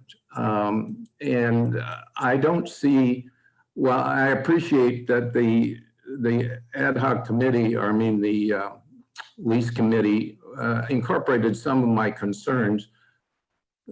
Relegating this appeal process down to an ad hoc committee of 2 members without any kind of reference to recommendation to the board, I think is contradictory to our own governance manual. And it's also contradictory to any kind of real appeal process. We are the people that created this thing, given that there's a rather rigorous process for appealing any kind of violation. I think anybody that is willing to pursue all this way it's a very consequential matter, okay? And this will very be unlikely that it will occur often or ever, but it needs to be available for I as a business, as an owner of an aircraft or a number of aircraft, or a renter of a hangar, whether I own it or I rent it from somebody else, I need to be able to appeal and present my argument to the board of directors for a final decision. It is not the function of an ad hoc committee to make final decisions. It is the role of an ad hoc committee to make recommendations to the board. And this could have serious consequences for matters that involve a substantial amount of money or operations by our tenants on the airport. And so I strongly encourage, if we do anything, that we allow the matter to come before the full board rather than stop at the ad hoc committee level. To me, that's quite important. And also that we provide sufficient wording in here to say, well, what can you do when the tower is closed? The airport that this was extracted from has an airport control tower that's open 24/7. Things have changed an awful lot for a general aviation pilot after the tower is closed. So I think those need to be tweaked. But most importantly, I really want to see the airport appeal process come to the full board rather than stop at the ad hoc board committee, which can make recommendations to the board. But I'm not willing as a board member, as an elected official, to cede control of that to directors in an ad hoc committee. So that's my rationale, and I would appreciate consideration of some amendments which I might have here. I'm All done. right. Director Sani?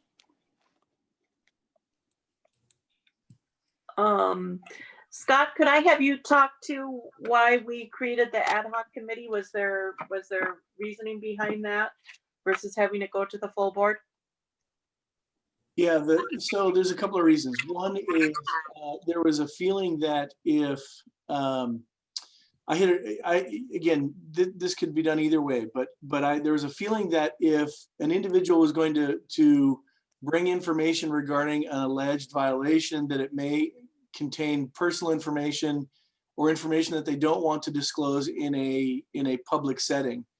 If you have an appeal body that is the board of directors, it must be a Brown Act open and public meeting. There's no other way to do it. So that was the thinking, is that, well, it would be easier to have an ad hoc committee assigned by, and again, it can be done in a board meeting. When we get the appeal, the board can deliberate on who the two members should be. But that was the thought behind it, is that it would be easier from a scheduling standpoint, from a functional standpoint, in drafting an opinion and writing an opinion, because if the board is going to give direction as to what the outcome should be, every time the board meets, it's got to be in a notice meeting. So it was two reasons, as I mentioned: one of convenience, two of privacy for the appellant. Okay, thank you for that. I have nothing further. I appreciate the time that was taken both by Director Sabo as well as the lease commission, not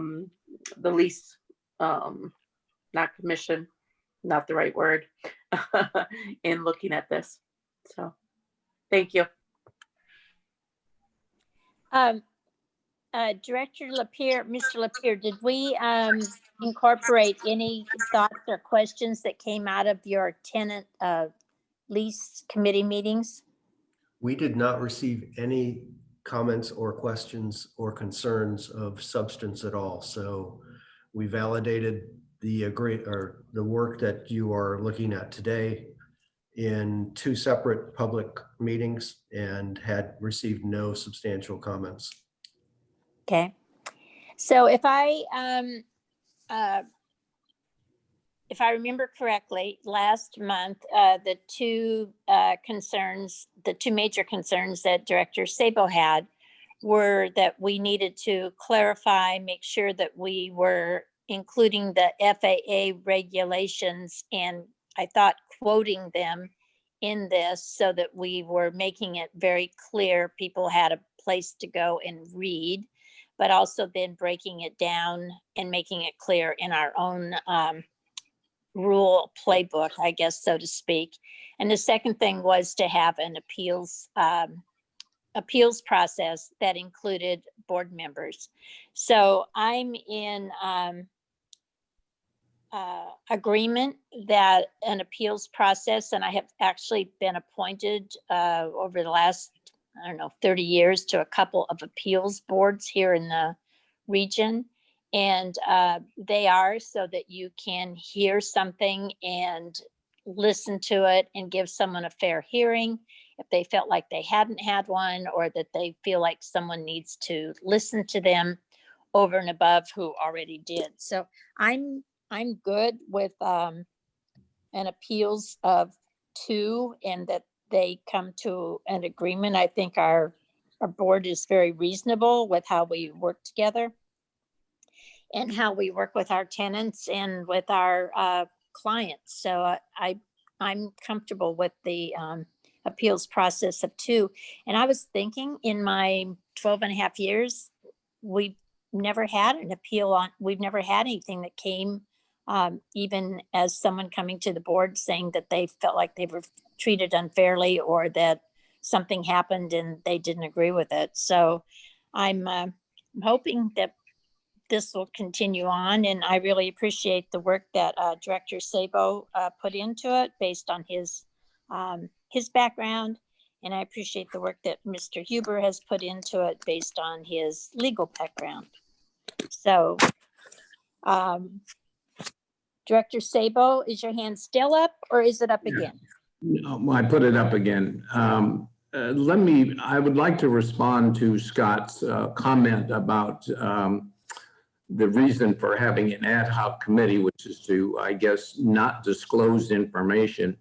I think if anybody has a legitimate concern about our application of these rules and regulations, which, by the way, do not conform to FAA rules, and if they have a concern that the disclosure in a full hearing is the same kind of disclosure they would have to undergo if they went to court.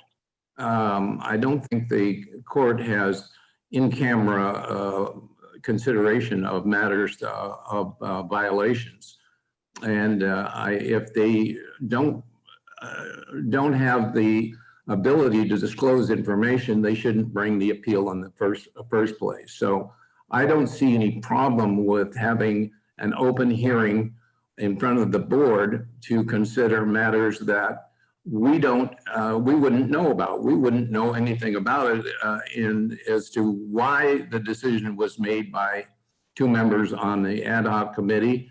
And I think it's still, I feel strongly that it should go to the full board of directors.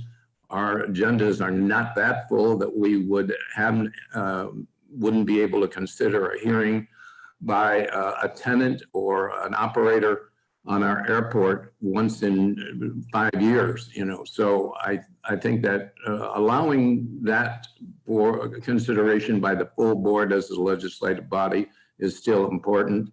And I don't know how anybody that flies an airplane or operates an airplane here is going to know exactly what they can and cannot do, because it says you can't do things that you can do at every other airport in the United States. So I'm not real clear on those things. But the most important thing is having an appeal process for legitimate concerns that have gone through the real process. And I propose that we amend our resolution to make the ad hoc committee consider the appellant's documents and their evidence and make a recommendation to the board for a final hearing.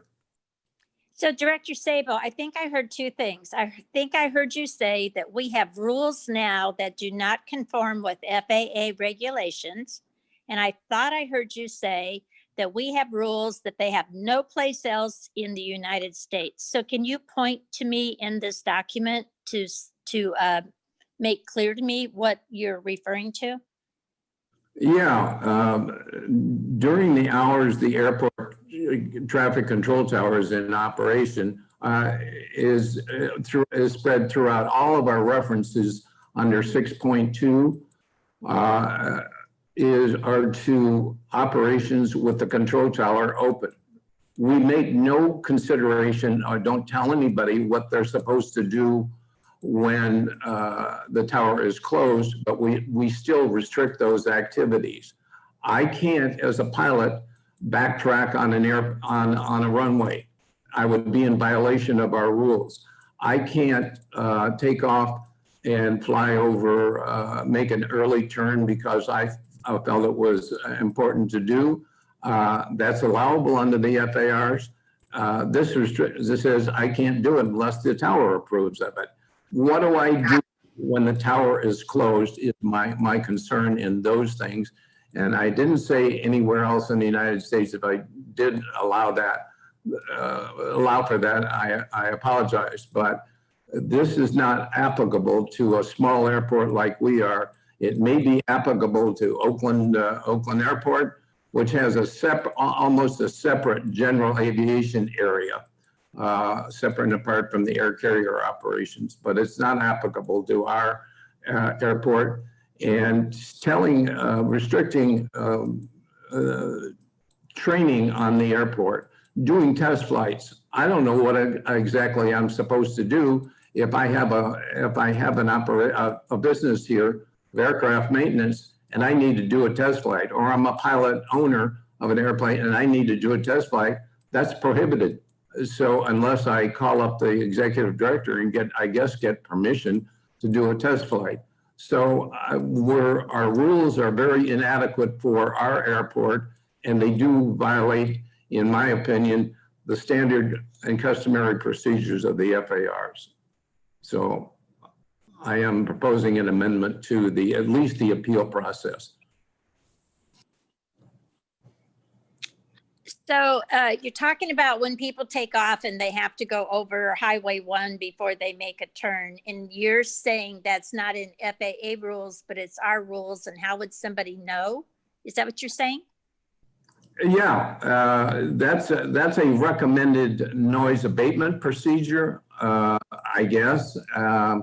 But the extent to which I want to or need to make an early turn, there are no FARs that prohibit that. And I don't know what our authority is for declaring all of these things to be at the discretion of the airport. Okay, so Bill, I have to say, for 12 years, I've listened over and over, and I see Mr. Dawson has joined us, that is one of the biggest concerns of every neighborhood is that pilots are turning too soon. So I have listened to this, and I'm not a pilot, but I understand it. And I certainly have sat in our boardroom or our restaurant and seen people suddenly just decide to zip to the left quickly. And we've all said, whoop, that's against the rules. So I guess I'm hearing you, but I'm thinking you're almost in conflict with what you've been advocating for the new Monterey district and everybody else all these years, is that pilots abide by the consideration of our neighborhoods and the noise abatement, which is so important to all of us to be a good community partner, and that we have that. So you're saying we're in violation now of FAR, but I'm saying we have certain things within our own region that we have to work with our pilot community in order to be a good neighbor and to make everybody happy. So I'm kind of hearing like one thing from you, and then next month I might hear it from another standpoint in an opposite way. So Mr. Huber, can you just take these issues and tell me where they are in these documents, or where they aren't, or where they could be? So we make it clear so everybody's happy. Before you move on to Scott, let me clarify what is and what I'm proposing here. Right now, we have recommendations for noise abatement. These are recommendations. They're not mandates of the airport. They're recommendations and for noise abatement purposes. They are not mandates. These rules are mandates. They say you must. And I don't know what our authority for doing that is. And all the things that we have about noise abatement are recommendations. So that was just to answer your question. But I think what we're trying to do is put a little more teeth into it so that we can say to whoever that control guy, Eric, that you all know that is such a violator in his little plane, that we can say to him, these are our rules. It is not a recommendation. Stop doing it and stop making our phones ring every time you take off over Kona or Delray Oaks or wherever the hell he goes. Well, we don't have the authority to impose rules right up to the level of a notice of violation and a financial penalty or restriction from using the airport. We don't have that authority based up for an early turn. When we have minimum recommendations for altitudes and turns and all that, those are recommendations for noise abatement. But the key operative word is recommendations, not mandates. Okay, Scott, can you address this?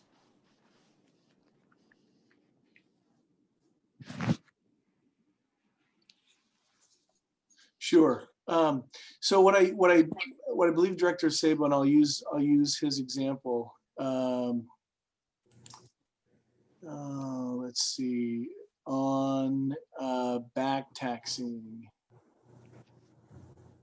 On item number 6, section 6.2, item number 5. He talked about, flying over, passing over airport building structures, adjacent auto parking areas during landings and takeoffs. What this is,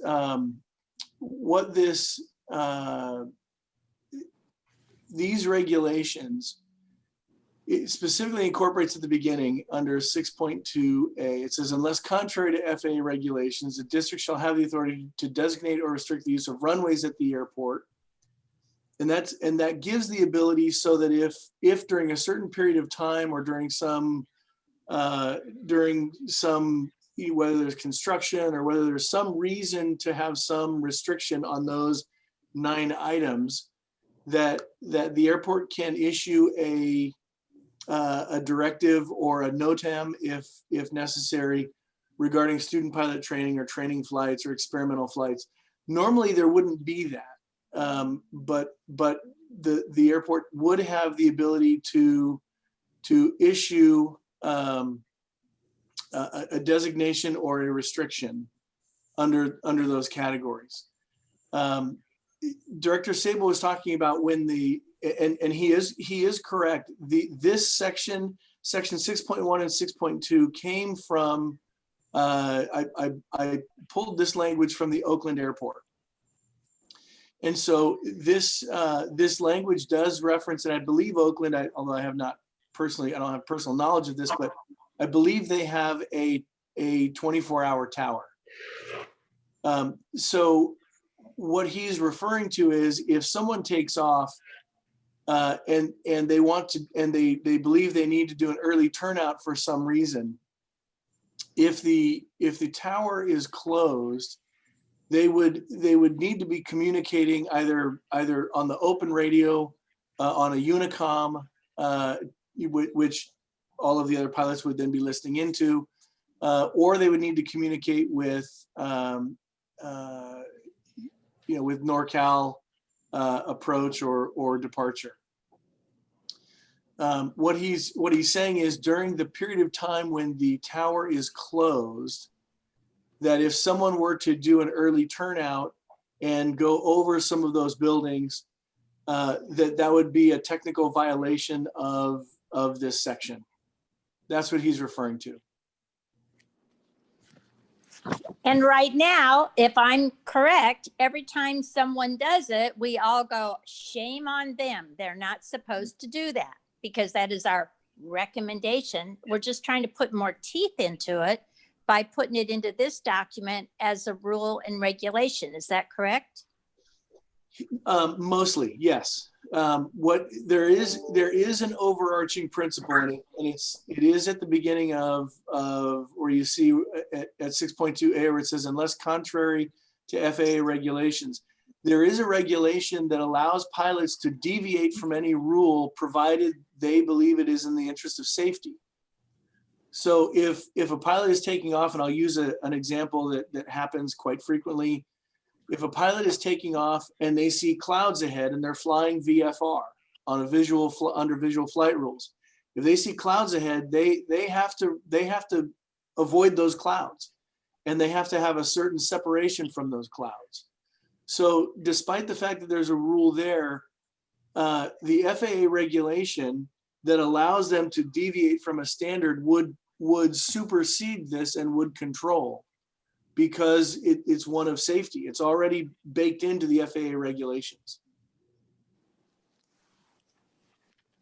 And I thought that was one of the items last month that Director Sabo asked us to allow him and you to look at, to make sure that we were not in conflict, and that if it was in an FAA regulation, that we referenced it so that we know that that takes precedence over our local, correct? That's correct. Okay. Okay, I'm just trying to understand this as a non-pilot. Yeah, well, again, Director Sabo's recommendation, Director Sabo had suggested that these sections be removed, which would then fall back solely on the FAA regulations. And again, I had mentioned before, I'm not advocating for or against it. Either way is fine. It's up to the discretion of the board. As to section 6.2 on some of these items, again, it's up to the discretion of the board. I would say from an operating standpoint, the language as written provides flexibility for my staff and I to operate this airport effectively and efficiently. If you read the language, it says, unless contrary to FAA regulations. We do not violate FAA regulations. If FAA regulations are there that say these are allowable, these activities are allowable, we certainly will not be contrary to FAA regulations, and FAA regulations would supersede anything that we would do anyway. This language it is very consistent with several other airports that I have operated, that I have managed. This is not unusual language, and it gives us the ability. It does not lay down the authority. It gives us the authority to, but it does not legislate. It says we shall have the authority to do these things. It does not mean that they are regulatory. We will on occasion use them as needed to better operate the airport efficiently. But it does not prohibit us from, it is not an immediate prohibition from these activities. It gives us the ability to say, no, that activity doesn't fit in our operating profile. I hope that made sense. Yeah, so as the chair, I still have the floor. I just want to say, for me, it does make it more clear. I think it actually answers what Director Sabo has requested before, that we have some of these where people can go and look them up, and make it so that if someone's going to use our airport, that they understand what they're operating under. And I do believe it answers the concerns of our surrounding community, in that we are putting it into rules and regulations and not having it as simply a recommendation. So again, I appreciate all the work and thought that has gone into this. And like anything, we, as a lease committee, we agreed with some of the recommendations and changes. And we did approve this in the form that you are now seeing it. So With that, I would open it up for a motion.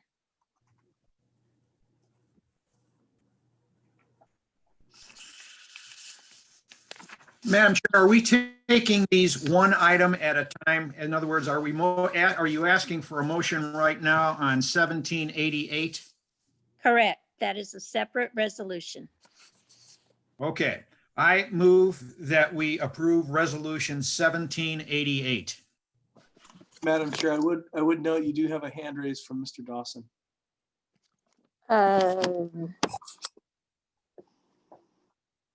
Mr. Dawson, I had opened it up for public comment before the board discussed it, but I will give you an opportunity to speak. Go ahead. Thank you. And where are our donuts?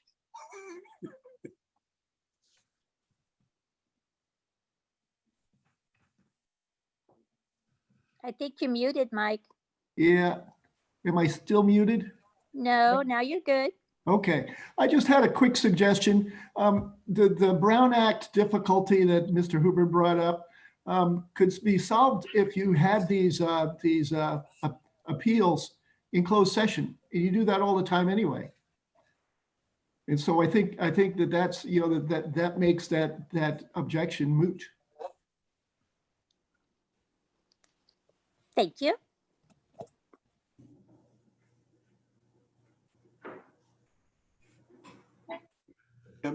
Madam Chair and board members, I will tell you there is among my colleagues a split of authority as to whether these are appropriate for closed session.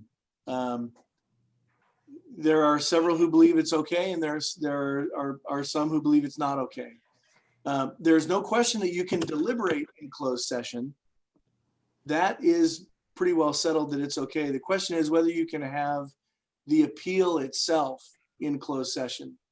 And there's a split among my colleagues as to whether that's available. And I don't have strong feelings about it either way. I can see both sides, but I point that out for you. Thank you. So I have a motion. Did I get a second on resolution 1788 or is this dying? Second. We have a second from Director Miller. Chair, I have an amendment to the resolution. Okay, go ahead. Are you are recommending a secondary motion with a change, or are you trying to amend their resolution, their vote? I am trying to amend the resolution that is under consideration. All right, go ahead.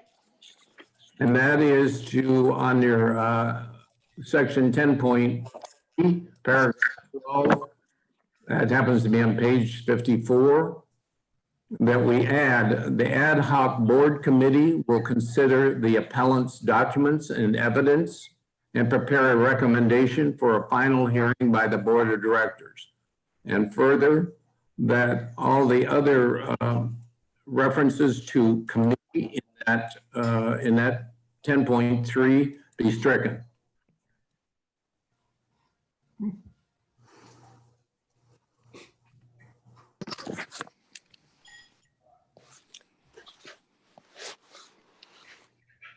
Does the maker of the motion accept the amendment? I do not. All right. So we have a motion and a second on the table. If I could call for a roll call vote, please. Dr. Sani, Yes. Director Curcio, Yes.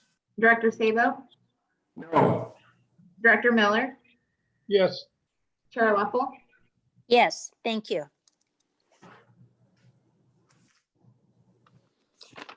Okay, we have item number 4B, which is a resolution number 1788, adoption of a resolution of the Monterey Peninsula Airport District approving the minimum standards. Who is presenting? It'll be 1789, Madam Chair. Oh, 1789. Sorry. Thank you, Director Curcio. And Madam Chair, I'm happy to do that one as well. The minimum standards have not been changed since they were presented at the last meeting. These, the minimum standards really relate to the acceptable conduct by parties engaged in commercial activities on the airport, as opposed to individual, what I will call patrons of the airport or users of the airport, or even visitors to the airport. The minimum standards relate to commercial activities. We have not made, and Director Sabo did not make any changes to the minimum standards themselves. And so with that, I would just present it back to the board for any questions or for discussion. All right, I'll open it up to the public for comments, questions.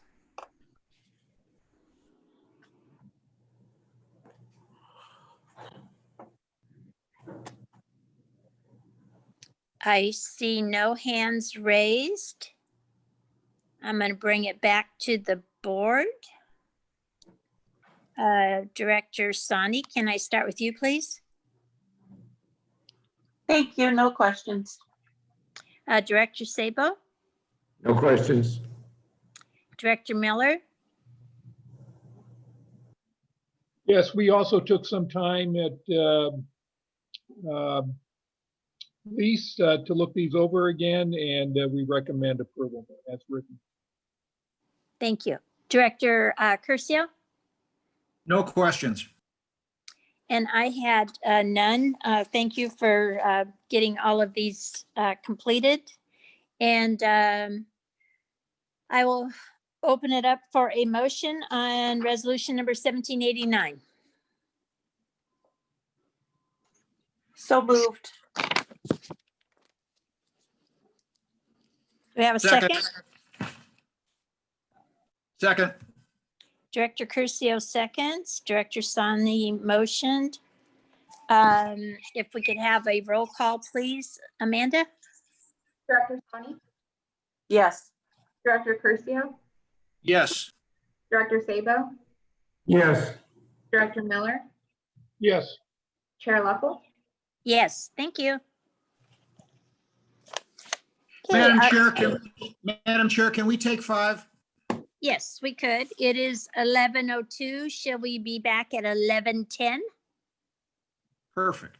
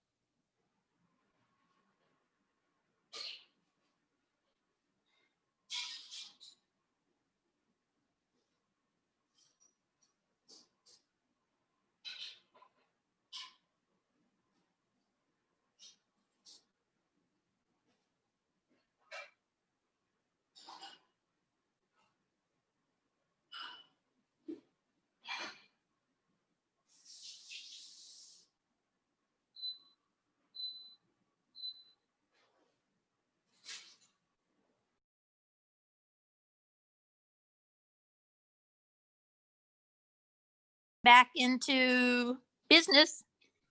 We have item number 5, which is the creation of a full-time superintendent of field operations position. Mr. La Pier? This is an enhancement of a position that is currently on the books, operations supervisor. We recently had a resignation from the operations team of one of our operations supervisors, which leaves us with 2 people in the operations team. Over the course of the last year or so, we've asked the operations team to take on a number of new duties that they had not previously been accomplishing. Those include becoming the airport security coordinator and all of the things that are entailed there. Taking over badging, because at the same time, we eliminated the executive assistance position that was responsible for badging or was accomplishing badging. So they've taken on the airport security coordinator role. They've taken on badging. With the passage of minimum standards and rules and regulations, they will be the enforcement and oversight arm for that. They've also taken on the responsibility of being the day-to-day liaison with the fire department and with the police contract through Delray Oaks.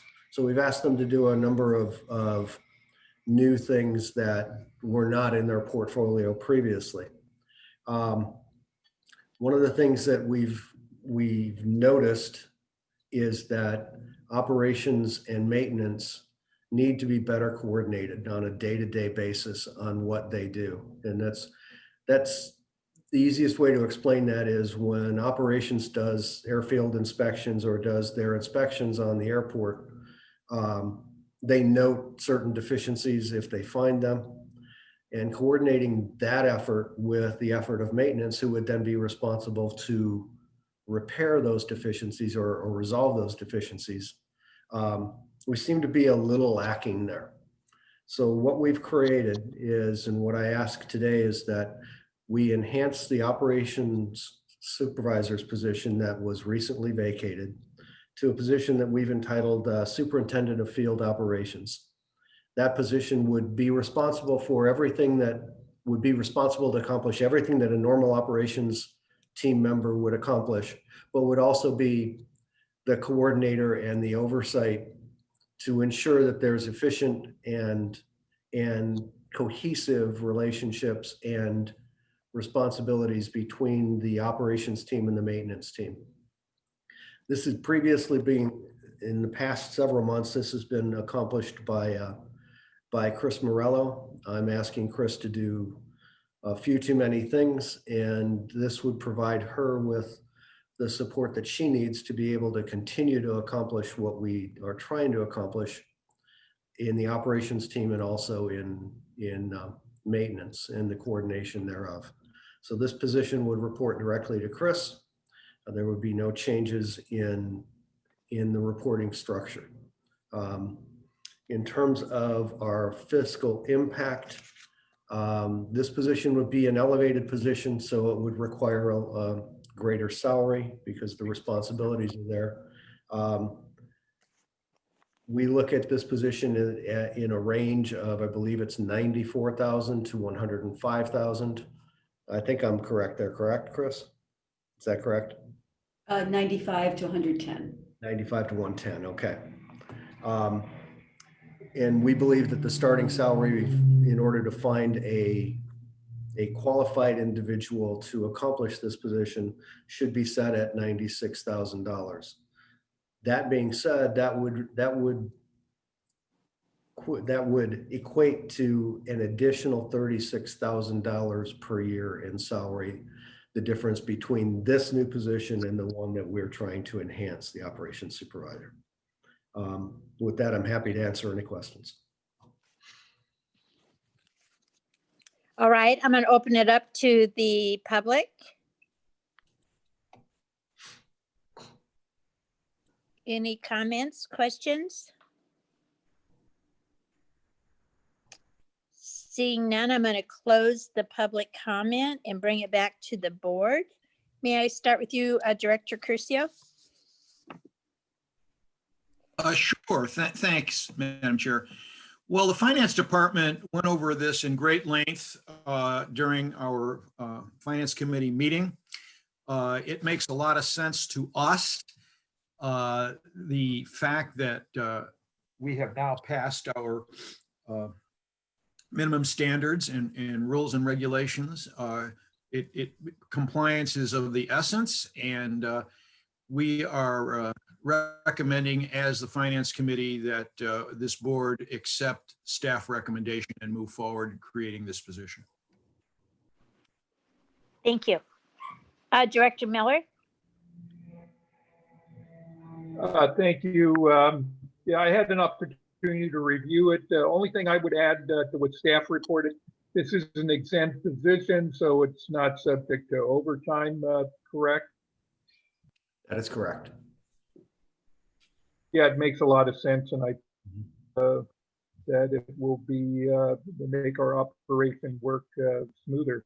One thing I've noted over my time here, you're running a very lean operation. I think that's a testament to how good everybody's working together. So if this is a need that you have identified, I certainly support it. Thank you. Thank you. Director Sabo? Yeah, thank you. I had a couple of questions. I don't have full recollection of all the titles that are over in what traditionally has been the operations department. Mike, could you run through the organizational chain that runs from Chris down through the operations department? I don't know who left, and I know names, but I don't know titles. And then how that integrates with the maintenance department. Sure. The titles in the operations team, although all of the members are equal, none are supervisory, are two operations supervisors and an operations manager. That team reports directly to Chris Morello at present. This position would be an intermediary between that, so that Chris's time won't be spent necessarily on the day-to-day functions of making sure the operations team is working well and coordinated and efficient with the maintenance team. This position would report directly to Chris, and it would be the supervisory level position that would accomplish what I just tried to articulate there. Okay, just so that I understand, Ken Riggs has been, I guess, our operations manager, and he has two operations supervisors below him. One of those operations supervisors left, and you're intending to upgrade one of those operations supervisors that reports to Ken to a higher level. No. What is the relationship with John? Yeah, that's incorrect. The operations team does not report to Ken Griggs. He is operations manager in title only. I think that was given to him some time ago in recognition of his years of service. We will likely come back during budget amendment and suggest that we eliminate the position of operations supervisor completely and just go with operations manager, which then clarifies that chain, if you will. So all of the operations team right now, all of the members are equal. They do not report to anyone but Chris Morello. Okay, and who does John, for our maintenance supervisor, manager, whatever, who does he report to? Does he report to anybody on that supervisory team, or does he report directly to Chris? At present, he reports directly to Chris. He will report to the position that I'm asking you to create. Okay, so the reasons for including the maintenance department in this job description is just to improve the communication between the two departments, operations and maintenance. Is that? Communication and coordination are things that have to occur between maintenance and operations. And while both of the operations here work very well, I want them to work better together. And in order to do that, they need a little bit of supervision. And Chris has been providing that since she's taken on her new role. It's becoming a little bit more time consuming than I would like it to be for her. We're coming on to more construction and to working through the master plan program. Chris has taken on a number of roles, and I think at this point I need to get her some support and some assistance to be able to be successful. Okay, and just a little off topic, who was the operations supervisor that departed? Not that it matters, but it was Zach Knight. Zach Okay. Knight had to go back home. Okay. All right, thank you. All right, Director Sonny. I think my questions have been answered. I was curious about the Delta with the change, and that was answered early on by Director La Pier. So thank you. Okay, so I totally support this. I think it makes perfectly good sense. And so you're making a whole new name, which is a superintendent of field operations. Is that correct, Mike? That is correct, yes. So we don't have any other superintendents of anything on the airport. This is something new. This is a new position in role and in title. Okay. And why choose superintendent over manager or supervisor? Well, I think the intent here is to clarify, and the next step, as I indicated, will be in the budget amendment process, is to clarify the titles. We've got titles all over the place in the operations team, but we have no one that reports to anyone else. So we're going to clarify that so that we will have a manager level role and the supervisor's role. And we won't have the superintendent's role. Rather than have three separate strata of titles that were more reflective of time served and not reflective of roles and responsibilities. We're going to clarify that as moving forward, and this is the first step. Okay. Okay, so I will ask for a motion for approval of the creation of a full-time superintendent of field operations.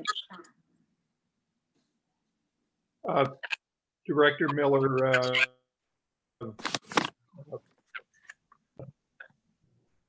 We have Second. a motion from Director Miller and a second from Director Curcio. Yes. All right. Amanda, if we could have a roll call, please. Director Sonny, Yes. Director Curcio, Yes. Director Sabo, Yes. Director Miller, yes. Chair Leffel. Yes, thank you. Okay, thank you. We're going to go now to board committee reports and acceptance of department reports. Since we can never seem to quite get this right, first I'm going to ask for comments on the department reports. And if those comments and what we talk about in the department reports are covered, please do not regurgitate all that information back when you give your board committee report, in the essence of respect of all of us for the time. So, department reports. Who would like to have any comments? I'll open it up to the public.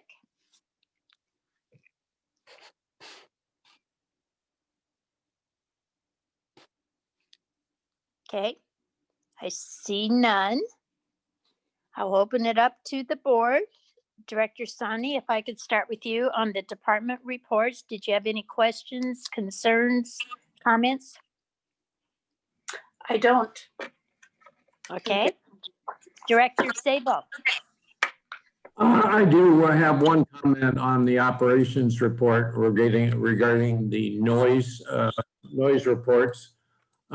It wasn't reflected in the minutes, and I didn't think it was necessary to modify the minutes, but we are getting substantial pushback from our residents, particularly west of the airport, for our lack of action and feedback on what's going on with the use of the visual approaches over the Pasadena area. And it needs a little bit more amped up attitude towards coordination with NorCal to implement what we have recommended in the past and what we told the residents that we were going to try to help them on. So that's all.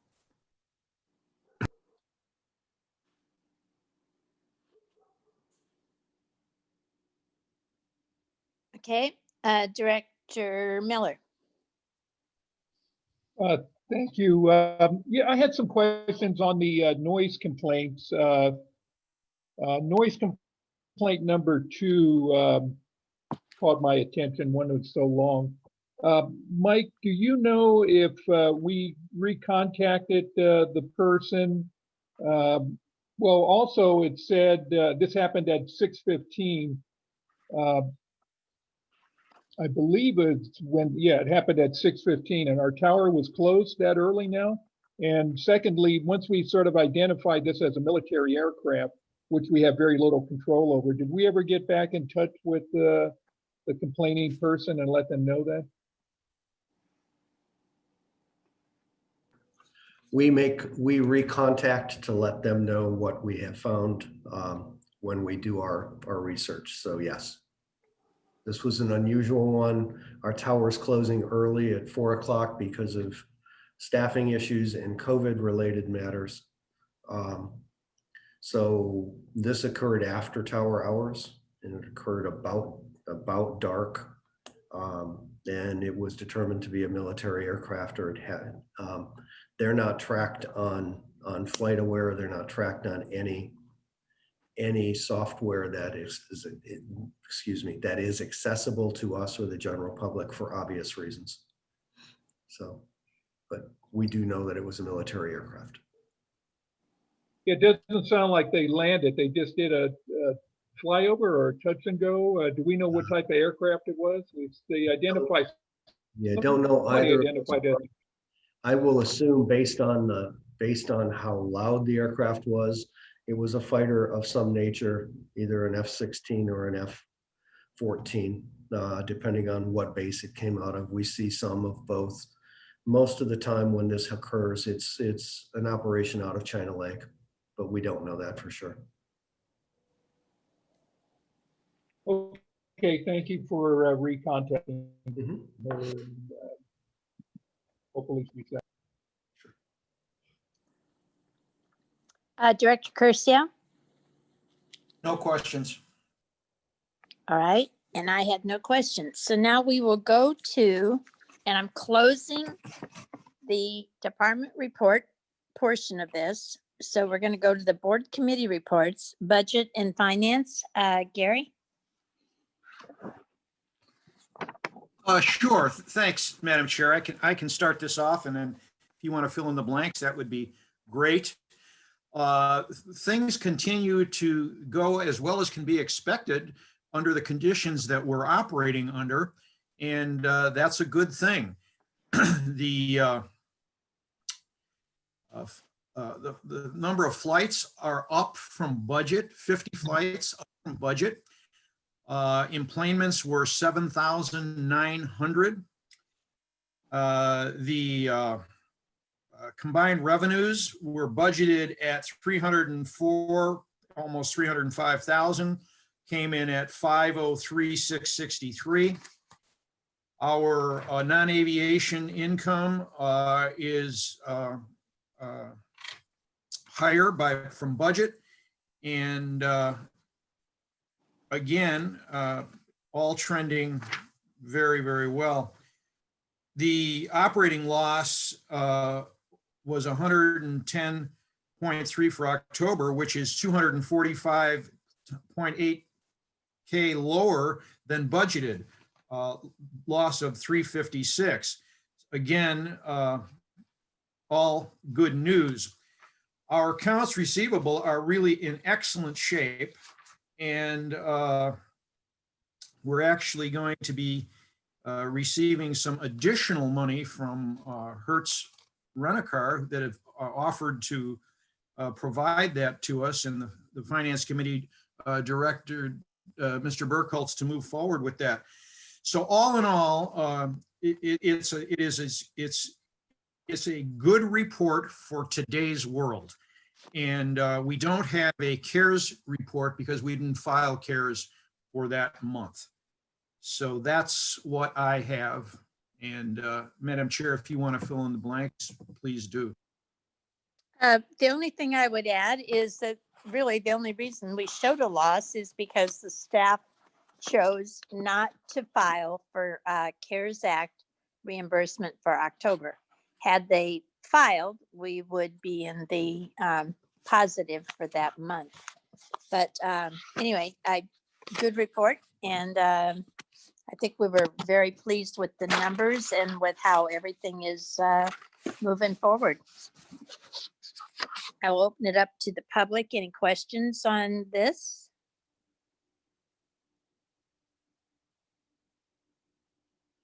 I see none. I'll bring it back to the board. Does anyone, if you have something, would you just please raise your hand? I'm not going to go down through the list. Director Sabo. Yeah, just quickly, I would love to see a notation on our financial statements as to the cumulative amount of CARES Act money that we've seen, rather than having to find it in the narrative portion. And I recommend, or would like to see some indication of on an ongoing basis what our cost per employment is.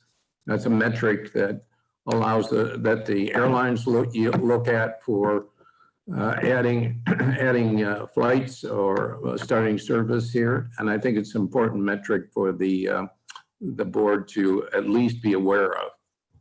Those two items. Thank you. Thank you. I see no other hands raised. I'm going to move on to Air Service Marketing, Community Relations, Directors Sabo and Director Sani. Director Sani, why don't you go ahead and do your piece? Sure. So we had a good meeting this past Wednesday or last Thursday, and I know the minutes are in the packet as well. Probably the biggest news and disappointing is that Denver will be canceling January flights to be back the second week of February is what we're expecting at this point.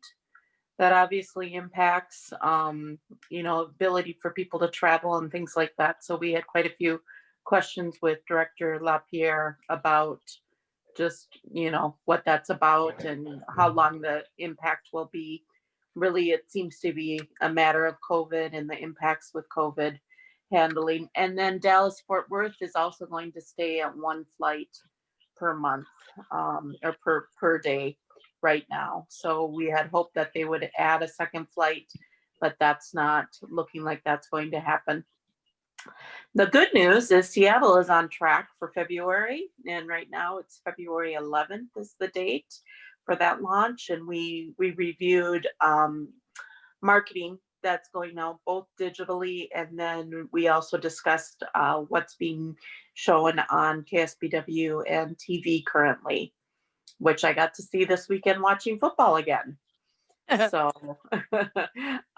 we had a good level of traffic for Thanksgiving, considering what, the times that we're in and everything else. So there's hope that Christmas will be similar, but obviously being shelter in place, we discussed that too, and having new, what am I trying to say? New lockdown requirements with our county, whether that would impact things much. But so far, That's what I've got. And then we did discuss the noise concerns that Director Miller brought up, especially that the long one that we discussed, that it most likely was a military jet and there was no way to track it. So, and went over comment cards. Bill, you have something to add? I concur with everything that you said here. It was disappointing to lose the additional flights to Denver and Dallas. Hopefully, we do a good job of creating a environment for our local press where they are anxious to get on those airplanes. It's a financial situation for the airlines. Both American and United are suffering dramatically. In the meeting, we had discussions about continuing to increase our efforts at local contact, local marketing to our partners, particularly the cities, and so that when we do get into a period of recovery, that our local citizens, our local customers, don't defect to San Jose. For example, I got a Christmas card from the San Jose airport that says, "We are happy that you're a passenger out of San Jose airport. We're going to be back bigger and better than ever."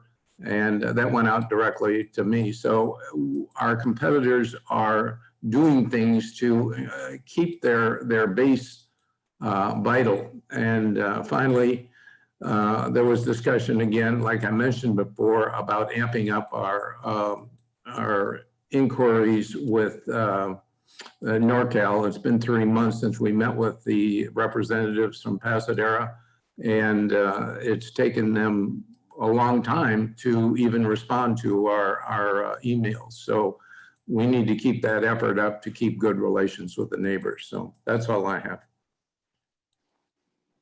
Okay. Any other comments on that report?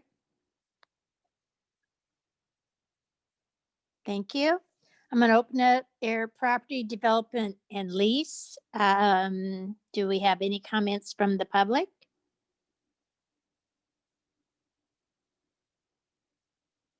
I'm going to bring it back to the committee. Director Miller.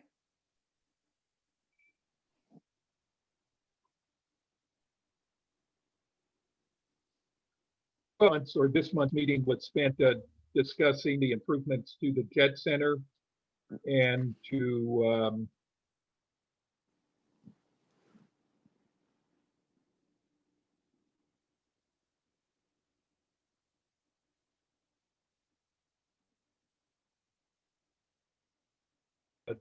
development or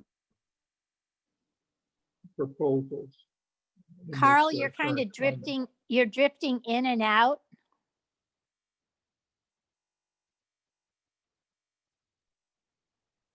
Yeah, it said I was unstable in this, and I've We all heard know- that before from other We people. we all know it.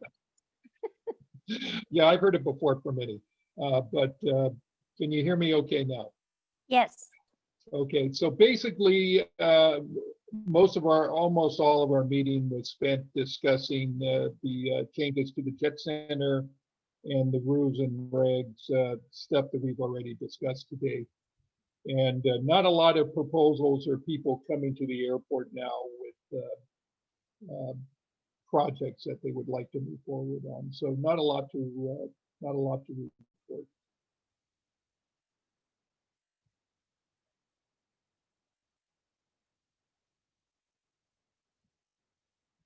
I hear a long pause. Did you hear me?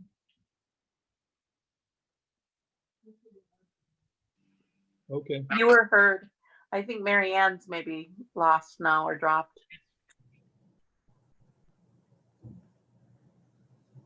Yeah. I could only see her eyes the last time she was up. Yeah, she just dropped off. Oh, okay. Well, do we have a vice chair that can take over? And can excuse me? Mr. Curcio?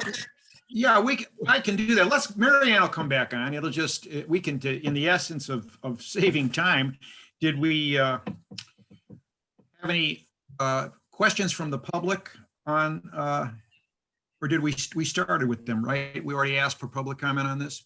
Yes. Any questions from the board? Starting out with Lisa. No questions.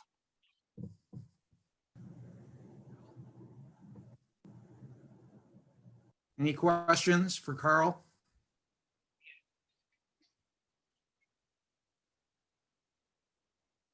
Well, thank you for that. I'm muting myself. Hey, Carl, this is Bill. Can you hear me? Carl? Go ahead, Bill. Yeah. Yes, On the yes, I can hear you. committee, did the committee consider or discuss anything about the Navy Flying Club, given that they have a rather imminent situation, and we agreed that we would have consultation with them about how we can help get where they need to go. Did the committee talk about that? We did not. I believe that was bounced back to Executive Director La Pier to meet with them and then come before us at a future date. The lease with Navy Flying Club ends at the end of February. They are removing all of their personal effects, the improvements, the hangar and the office space and the fuel tank will revert to the airport at the end of the lease. We've worked with Navy Flying Club for quite some time now to help them find a new home, and I understand that they're working with Jet Center to do that. So we're going to continue to work with them to find a new home. It just can't be at that location.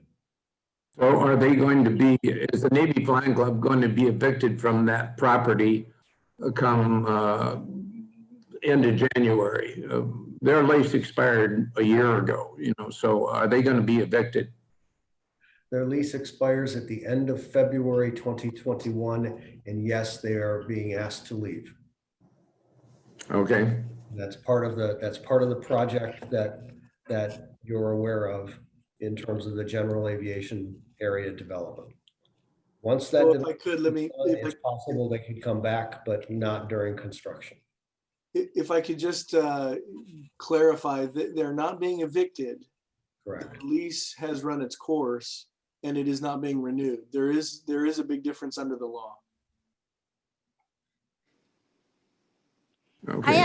I have a question. Is the lease with the Navy Welfare Relief Fund, or is it with some individuals that are the Navy Flying Club? No, it is with the Navy through MWR. I think that's the distinction we have to make. They are the ones who are saying they are no longer interested in having a facility at our airport, correct?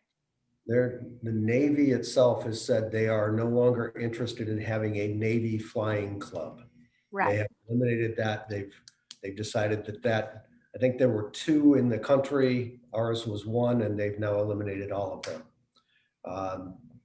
Navy Flying Club, as you know it, has reconstituted itself as a not-for-profit organization and seem to be affiliating themselves with the with NPS Auxiliary, but no direct relationship any longer with the federal government, the Navy, or any branch of the service. Okay, I wanted to make that clear because I thought that was what I understood. Yep, exactly. So, Madam Chair, that's the end of questions I had started before you came back on the leasing committee. Thank you. The wonderfulness of internet. You got to find that. Pardon? You have to find that IT teenager. I'm telling you, it would be cheap at half the price. Okay, I'm going to close out the conversation on airport property development and lease, and we'll go to local jurisdiction liaison. And we had no meeting. Local Agency Formation Commission.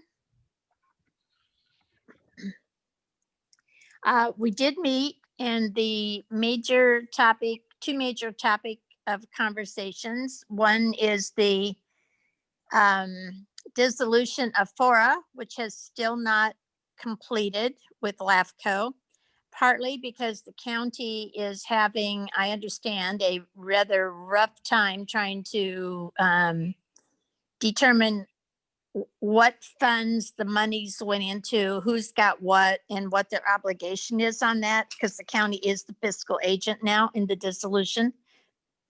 So that's one. And number two, there are still issues remaining with two potential lawsuits, one the Navy Plant Society and one with another interested party. We did settle, LAFCO did settle an outstanding item of litigation that FORA had left hanging, which was a $2 million settlement with a contractor who declared that he had not been paid. And LAFCO was able to help FORA negotiate it. FORA paid $635,000 and LAFCO paid $135,000 out of the $500,000 that we had asked FORA to give us for just such items. So the contractor settled for under $800,000 on about a $2.1 million claim. So that one has now gone away. The Navy Plant Society is still out there, and it's part of Keep Fort Ord Wild and Native Plant Society. The attorney for that is Molly Erickson. They are continuing to work with her to try to come to a resolution. And the other big item, of course, is the Monterey Peninsula Water Management District. They need to annex 45 lots.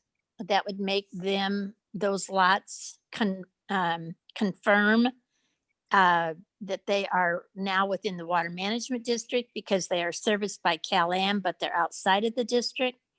And there is a lot of question of whether or not the water management district can be a retailer of water, if that is in their original charter, or if they have the ability to do that. So these are all items moving forward. LAFCO has given a list to the water management district on the annexation and on the change of their service agreement and whether or not that goes forward. One of the things LAFCO is asking both Cal-Am and the Water Management District to indemnify LAFCO so that it will not be caught up in any lawsuits going forward. So that's all I know. We'll have our next meeting in January. We had a rather lengthy one at the first part of December. So any questions, comments?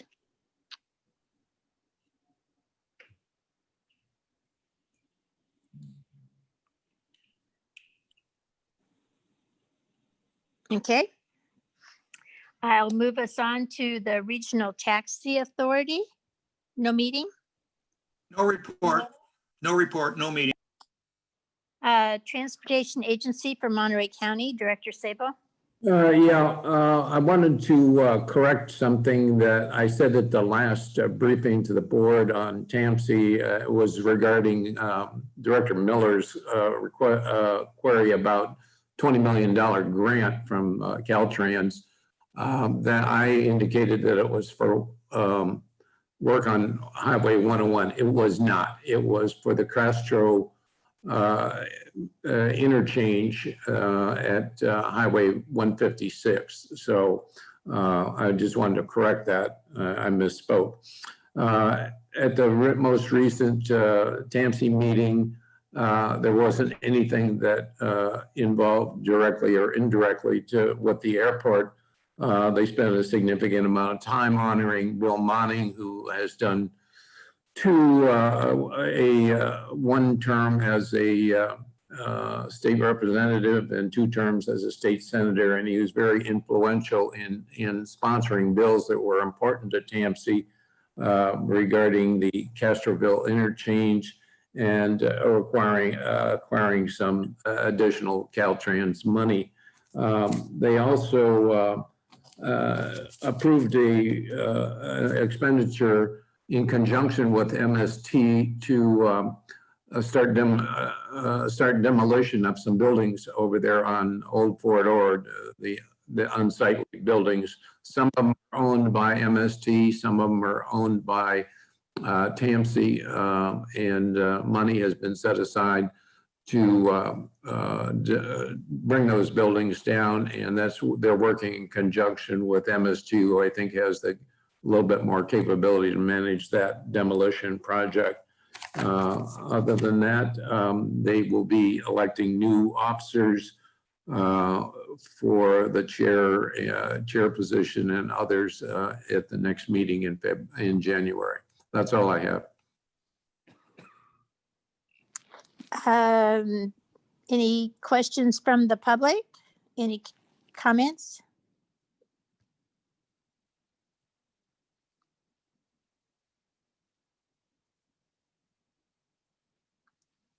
I see none. Do any board members have any comments, questions? All right, I'm gonna move forward to the Special Districts Association. Director Miller. Well, we didn't have a meeting. Those are quarterly meetings. We have our next meeting next month, January the 19th. It will be a Zoom meeting, of course. And when that's announced, it will go to Amanda, who will get back to all of you. Thank you. MPAD, Mr. La Pier. MPAD does not meet in December, so there was no meeting this month.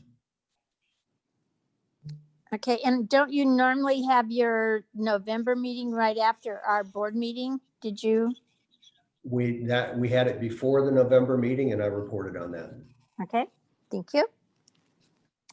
Okay, at that, we would go into closed session. So I think you all have a call-in number that Mr. Huber sent. So it's 11:54. Shall we say we will reconvene at 12?